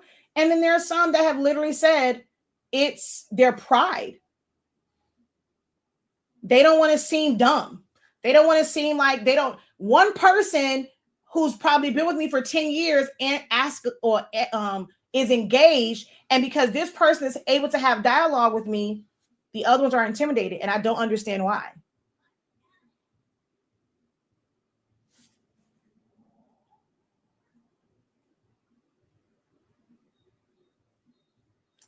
You are very passionate about this and you are going to give it your all, just like Alexis. That's my girl. Is very passionate with embroidery, and that's from Sew Sweet Academy. She faithfully does Sew Sweet Sundays. Yeah, I mean, and I commend her for that. Like she shows up, like that's her one time that she's like kind of like on the public live. She does the Sew Sweet Sundays. And I commend her for that. I'm like, I just can't. I definitely need to work on the business back end of things of my business. My coworkers probably like, who is she talking to? Because I'm responding to you. How would you know? Do you have someone monitoring the Zoom? Okay, wait. Now I said a whole lot of. So now that I got to that, Ayana, if you're still on here, let me know what you're referring to with this. When you said, how would I know? Do I have someone monitoring the Zoom? For what part though? I'm going to be honest. I probably will never attend a live class because I'm completely over Zoom and my patience is short between my schoolwork and sorority. Yeah. And I rather that honesty and be like, okay, I'm going to sign up for this and I'm just going to watch the playback on my time. And I can break that up. If I only want to watch 10 minutes of this playback, I'm going to watch the 10 minutes and then I'll come back to the rest of it when I need it. Because I will block schedule stuff out. Like I have to do certain things. And it's like, this has a hard cutoff. Whether I'm done with it or not, there's a hard cutoff at this particular point that I have to move on to something else. And then I have it built in to come back to that thing. Like I have to do things that way. Cleaning, cooking, whatever, like business wise, I have to do things on a block schedule for certain things. And no matter what, because it will take up, it's life be life. So I got 2 kids. I have a husband. I have several businesses. I'm still trying to be a friend and be able to talk to people. So even with that, like having cutoff times where the conversation might be good. And there are some people like some, we kind of go kiki because I can still work. But there are some people where it's like, I got to cut that off. Like, I mean, I know you're going through hell right now, but I got to do. So yeah, trust me, I get it. And I'm okay. Like, that's the thing. I'm okay with that. I'm okay with that type of honesty. And I'll sign up for a class even, before the Zoom takes place, but I'm not going to show up to the Zoom because I have so many other things I can be doing. And you might be someone where your free time is when your kids aren't yelling and screaming. And I'm going to watch this class 2:00 in the morning. She ain't going to do no class 2:00 in the morning, but I can watch this playback at 2:00 in the morning. So I get that. And I appreciate the honesty.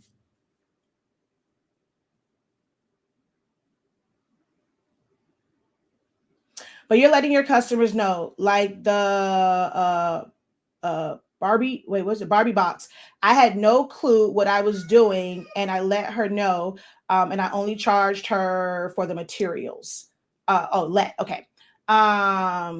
Yes, doing something and charging full price when you know you really wait when you don't really know what you're doing. The Barbie box. I had no clue what I was doing, and I let her know. I had her pay for the supplies.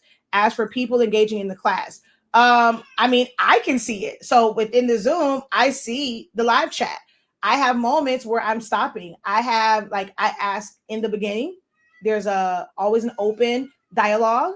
If there's nothing in there, if I'm in the chat, if I'm asking, okay, write this in the comments, like, so that no y'all understand what I'm saying, put this. If I don't see it, even on the live videos, I'm asking for certain things. Like if I just say, so that I don't have to stop and type it, can I get somebody, can I get a few of y'all to put version 4.3.370? And it's literally like, damn, none of y'all can't hit them a couple digits to put 4.3.370. If I ask something, hey, put a 3 in the chat if you understand this. If I'm asking, are you with me?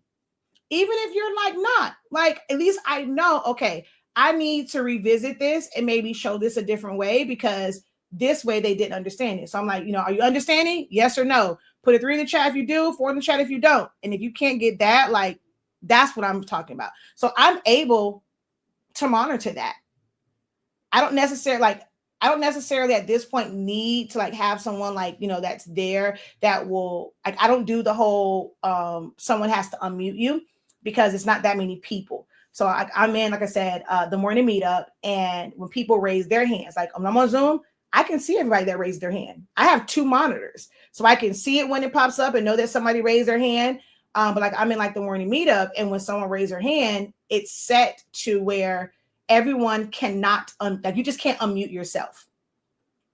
My class are set up to where you can't unmute yourself. And I do end up having co-hosts to where, let's say somebody inadvertently unmutes, for them to go ahead and hit mute all. If I'm like in a lesson, and I can't catch it fast enough, they have the ability to just mute everybody. It also mutes me too. Then I have to like unmute myself. But in there, once, like, let's say somebody raised their hand, they say, okay, well, Shakia has a question. I have to wait for them to go ask to unmute to be able to unmute and ask the question. So I don't have that level of like monitoring of it and like that type of micromanagement at this point.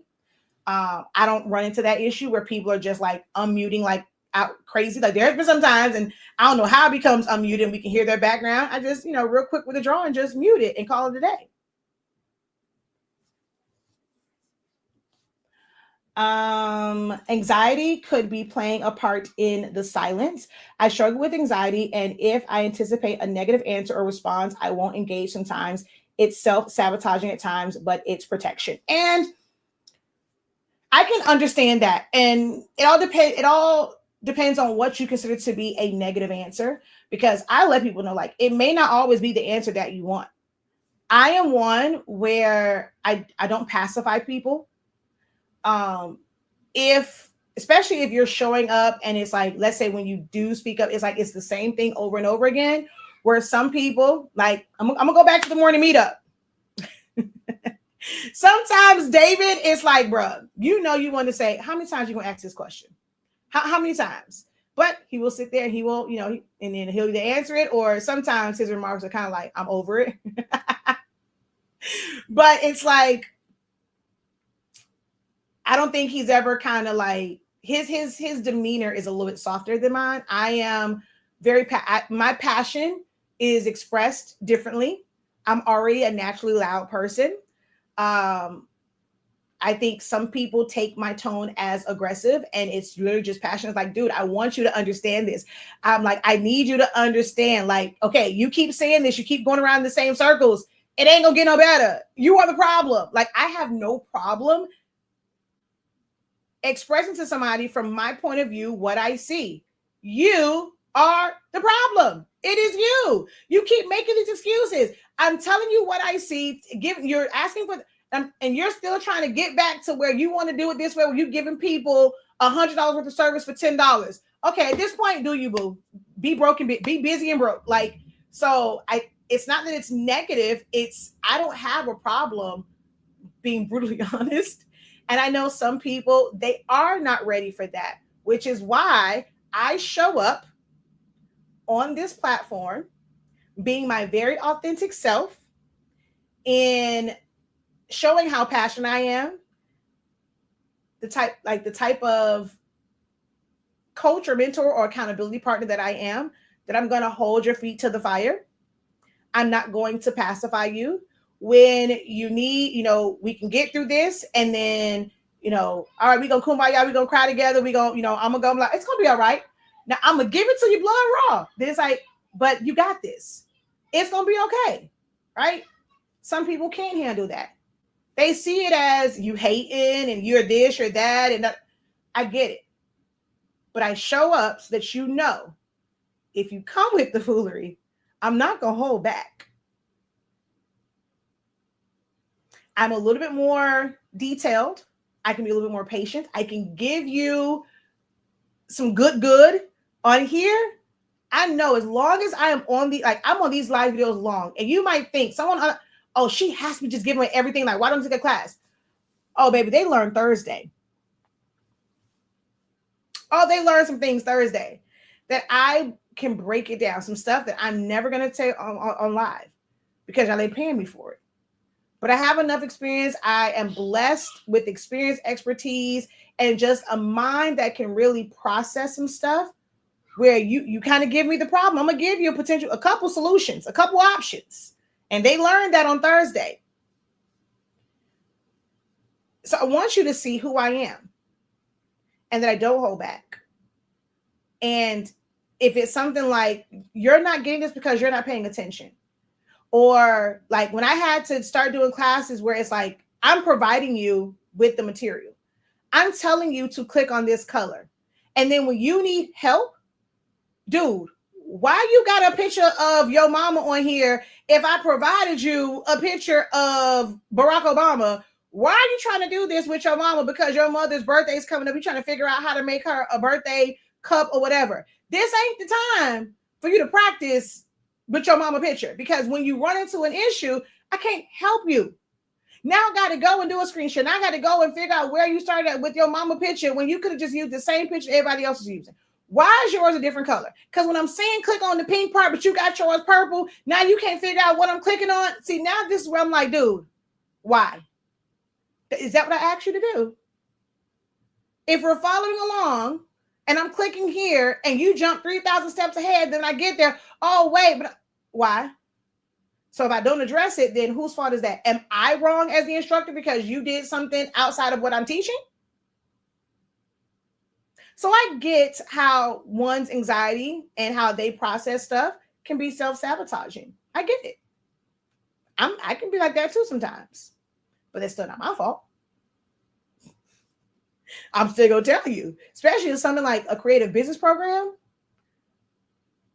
If you're not gonna really do what you need to do for your business, what are you here for?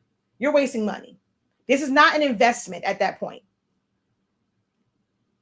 You're not gonna see a return on your investment.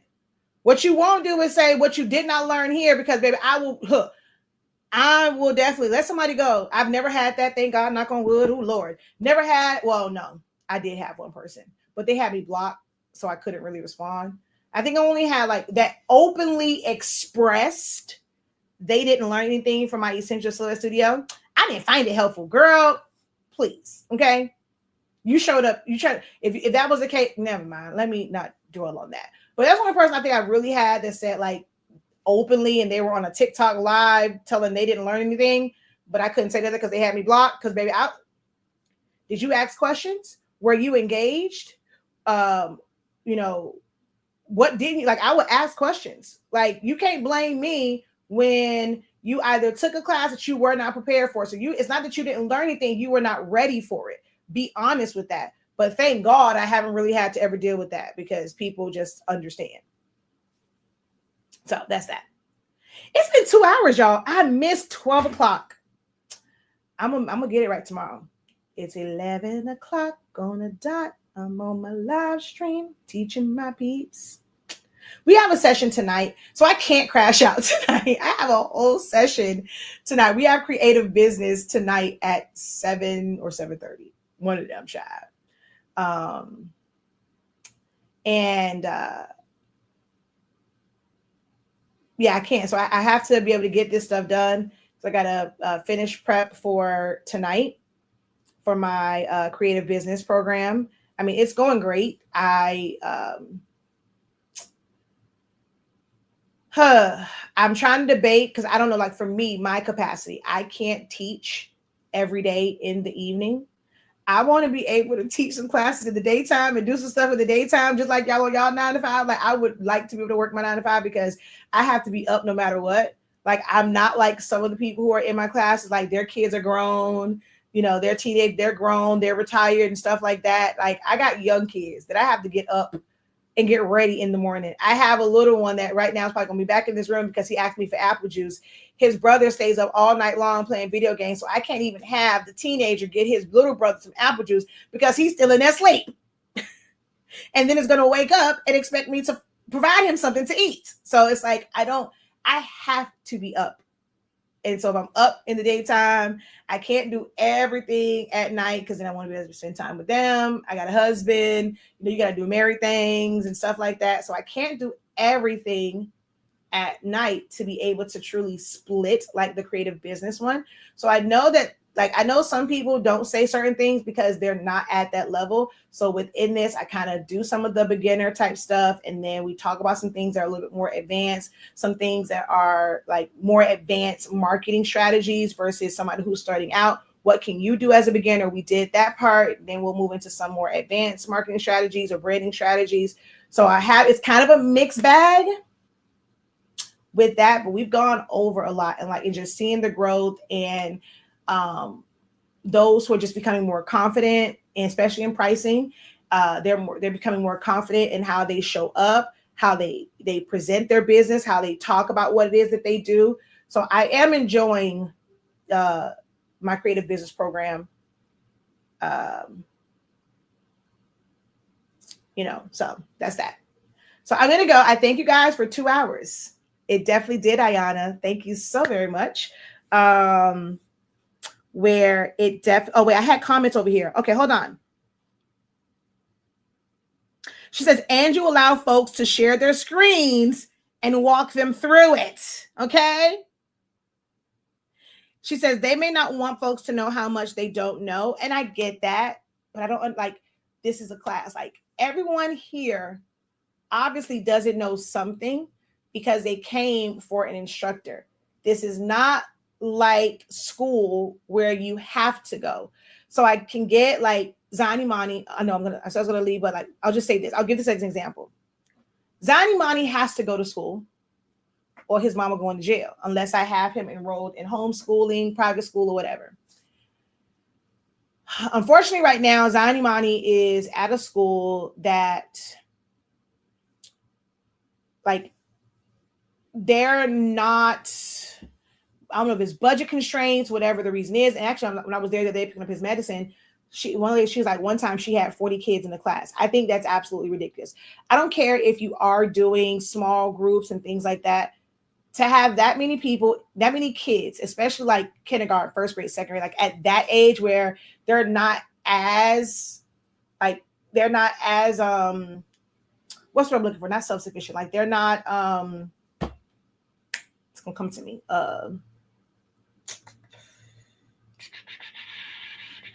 Like they have to be guided. Like they can't. What's what I'm looking for? They're not self-starters, right? Like they need a little bit more. That's what I'm looking for, but like they need a little bit more help to have 30 kids in the class. So Zion Imani also has speech delays. in that he drops his consonants. So it's like he knows what he's trying to say, but because he's working on like how his tongue moves and stuff like that, and like not dropping consonants, it's hard for people to understand what he's saying. Because of that, it's like some teachers, a teacher, doesn't take the time to allow him to like express it. And he's really good with, even if you can't understand him, he'll try and do different things like that you do understand, because he wants to be able to get it, but he gets so frustrated. So he's in an environment where he wants help and he can't really get it because they don't understand him. But he has to be in this class, right? Like he doesn't have an option. He has to be in this class. So I get that. Like he says, he'll tell all the time, like, I'm dealing with a kid that doesn't like school, not because he's very intelligent. The stuff that this kid says, his vocabulary, his comprehension, I'm just like, oh my gosh. But he doesn't like school because he'll say, I don't want people to laugh at me because of how he speaks. When he raises his hand, like with trying to get an understanding of something, they don't really always respond to him. As a parent, it is very difficult to help them at home because I am 44 years old, okay? 44. School in the 80s and the 90s is not like school now. The way that they teach is different. They don't truly, like, at this point, they need a train. When they have parents and stuff come in, all this other little foolishness that they give you, that ain't what you need. Like, they need to truly sit down and say, this is how we instruct. I know that, if you're not if you're not somebody where you got a kid in kindergarten and you 20, you 15, because let's be for real, we teach differently than how you learn in school. They need to break that down, because to teach my child how to count to 10 or to add to 10, you got to break things down. Let's say 12. You got to first break it down into the doubles of 5 and then do the 2. Excuse me? When it comes to even reading and sounds and phonics, I'm sorry. What happened to like the way even they teach like short A, long A, like long vowel, short vowel, is different now. The way they try to push them so fast because of technology, the things that we knew to be kindergarten stuff, or it's like you are sending your child to school to learn this. No, they need to come into kindergarten learning this. So if my child never really went to like a daycare, preschool, a Head Start, what are they supposed to do? Because that's not free for everybody. So kindergarten isn't the start of school isn't about teaching them to write and to understand. So now it's like, oh, that stuff has to be done in pre-K. You need to find you a school, or you need to do this. Then it's like, okay, even if they don't go to a pre-K, somebody needs to give some sort of guide that if you are going to have your child home with you and you're not sending them to pre-K or whatever, yes, it's cool, teaching them their colors. Oh, they know red, green, purple. They know their numbers. They can just count them. No. By the time they get to kindergarten, we need them to do this, and this. So it's like, as a parent who's not doing pre-K or like preschools, you're not putting your child in daycare, even if you do, because my niece is in daycare. And I'm going to tell you right now, I told my cousin, she's not going to be prepared for kindergarten. If you don't send her to a pre-K at a school that knows what the curriculum is, leaving her here, she is not going to be ready for kindergarten. Because the little stuff that they're teaching, and it's a lot of coloring. I'm trying to figure out why kindergartens are still tracing. For me, kindergarten, we were still tracing stuff. Now they want them to know how to full on write. Like the hell? So Zanimani doesn't like going to school. So I can understand that. Where it's like, yeah, I don't want to speak up because I'm embarrassed. I'm this, because I deal with that right now with my kid. Because the schools are not letting parents know how they're learning. I thought I was doing something. Let me tell you, okay, I know. Sidebar. I thought I was doing something, right? I went and I'm like, okay, when we take tests, like, because he had an issue with like identifying letters and things. So I'm like, we were doing his homework, and it was like an answer, I would make it A, B, C, D. Like I would make it like multiple choice, right? So that when he's going, it's like, okay, it was giving him multiple ways. To come to find out, that's not how the tests are anymore. They're not doing Scantron sheets with the number 2 pencil, and it's a lot of, okay, if it's A, B, C, whatever, it's on the computer. So one, no matter what, you have to figure out a way to get a computer and a mouse for your kids. Like there's no ifs, ands, or buts. If it's a Chromebook, whatever, go to some of these giveaways. I need people with money to start donating more computers, because there is less and less of to paper. And when it comes to tests, and Zani Mani's first set of tests, like he knew iPads. They don't give them iPads like that. So they need to know how to use a mouse or use a trackpad. They need to know how to hit the right and left button. And that was weird for me. Like they're doing that like in kindergarten for their iReady. That was on a computer versus them kind of doing, motor skills and doing hand to pencil, hand to paper. They did some of that, but their testing was on a computer. It wasn't testing like seeing something and like matching it up or writing it out. It's on a computer. But if they're not instructing old school parents on how they're now teaching them, how they're testing them, when you go to help them with work and you're going to say, okay, to figure this out, you're going to do this, this, and this, and then they do their homework and it comes back with a bunch of that's not how we do this, but you got to the same answer. They have to show the work. They have to move things into place to show the work for it to say that it's correct. Whatever happened to, okay, I figured this answer out, I'm going to hit C because C is da-da-da. They don't teach that way. They don't test that way anymore. So my kid hates school. He'll say he loves when mommy teaches him. He understands it. But school teaches differently. If you are somebody that has a kid that's like that kindergarten first, I mean, really any of them, because even MJ, there was like I had to teach him how to use AI and how to use certain things to be able to help him like better in school. But especially those elementary school kids, they don't teach the same way. So even if you are very smart and you remember these things, it is going to be very difficult to teach your children.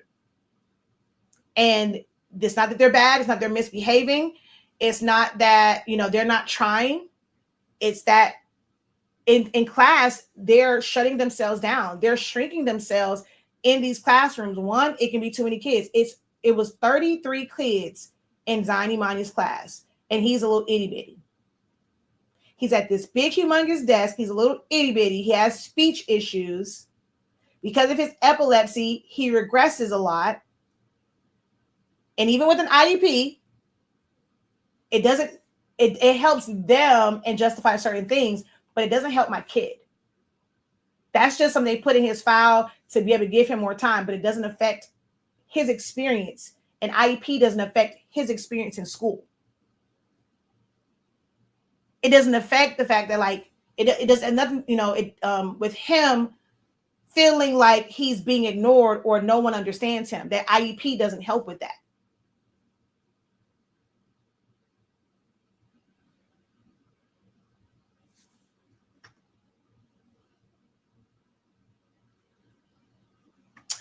Anxiety has trigger words. It's an issue that we deal with, and unfortunately, being silent is a way of coping. Creating is therapy and can be challenging for us as a business if there's trust issues. Trust issues with who, though?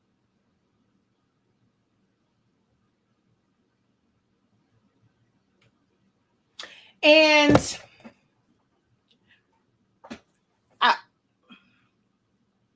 I get that everyone deals with certain things, and like, mental health is something that's really, really big. Like you shouldn't ignore that. People deal with things. They have ways of like coping with it. Like, or they'll say coping. And for some people, they'll see it as, hey, you're using this as an excuse. And if you're going to hang on to that, if you know that you have certain goals that you want to reach, but you are allowing this to stifle you, to control you, and to keep you like, no matter what someone, because that's like saying, well, no matter what someone else says, no matter how much they try to help you, like because of my anxiety, because of this is how I cope, this is how I deal with it, then you're also going to have to be okay with dealing with the downfall of that. But then for some people, that causes more anxiety because now they're not reaching the goals. They're not like, the things they want to accomplish, it's not happening. And now it's like this self-doubt. It becomes this very toxic cycle that sometimes it takes for someone to, okay, I get it. And I understand that I might shake you up and it's going to make you kind of like clam up for a minute. But once calmer heads prevail, you can probably see like, okay, yeah, I'm tripping. I need to get help for this. So many people need help, but they're never going to realize it because people are so afraid to address it. They're so afraid to rock the boat. They're so afraid to like upset them and trigger them and stuff like that, to where they're not going to call it out. They don't want somebody to be upset with them. They don't want them to go off and they don't want them to crash out on them. So they're not going to say anything. This is reality for a lot of people. So I totally get that. And if creating is your way to cope, creating and business is two different things. To create just to cope with anxiety, to help you with your mental, there's no obligation. But if you're going through something and you're creating as a business and you took someone's money and there is a deadline for it, people think that it's insensitive, but they don't care. And I don't blame them for not caring. I paid money. It's for a service or a product. It was promised to be delivered by a certain time. So what am I supposed to do because you're going through it? So creating to cope is different than creating for business. And although it might be very difficult for some people, you're going to have to learn how to separate those two and deal with those and understand that people are not going to care about your anxiety. Not saying you in particular, but this is for anybody. But that's the reality of it for a lot of people. All right. Let me go get this kid his apple juice. Until next time, have a great one. If you end up taking the, let me see, I'm about to record videos for pricing therapy, speaking of therapy, pricing for profit, the oversized class, and the crash course on designing. So those are the 4 that I am working on today. So if you happen to take those, or even if you are, hold on one second, bud, even if you've already taken it, like by the end of the week, you go in there, you're going to see that it's going to be some changes to it. And I would love your feedback on the changes that are made, the enhancements to those 4 classes. If you are enrolled in pricing therapy 1 or 2, pricing for profit, the oversized sublimation class, or the crash course, 10-day crash course in designing, by Monday, you're going to see some new additions to those. All right.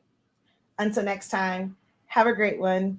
Continue to unlock your creativity. Be incredible. Visit shop.hsing365.com for all of your submission needs to enroll in classes or 365 Creative Academy. Peace.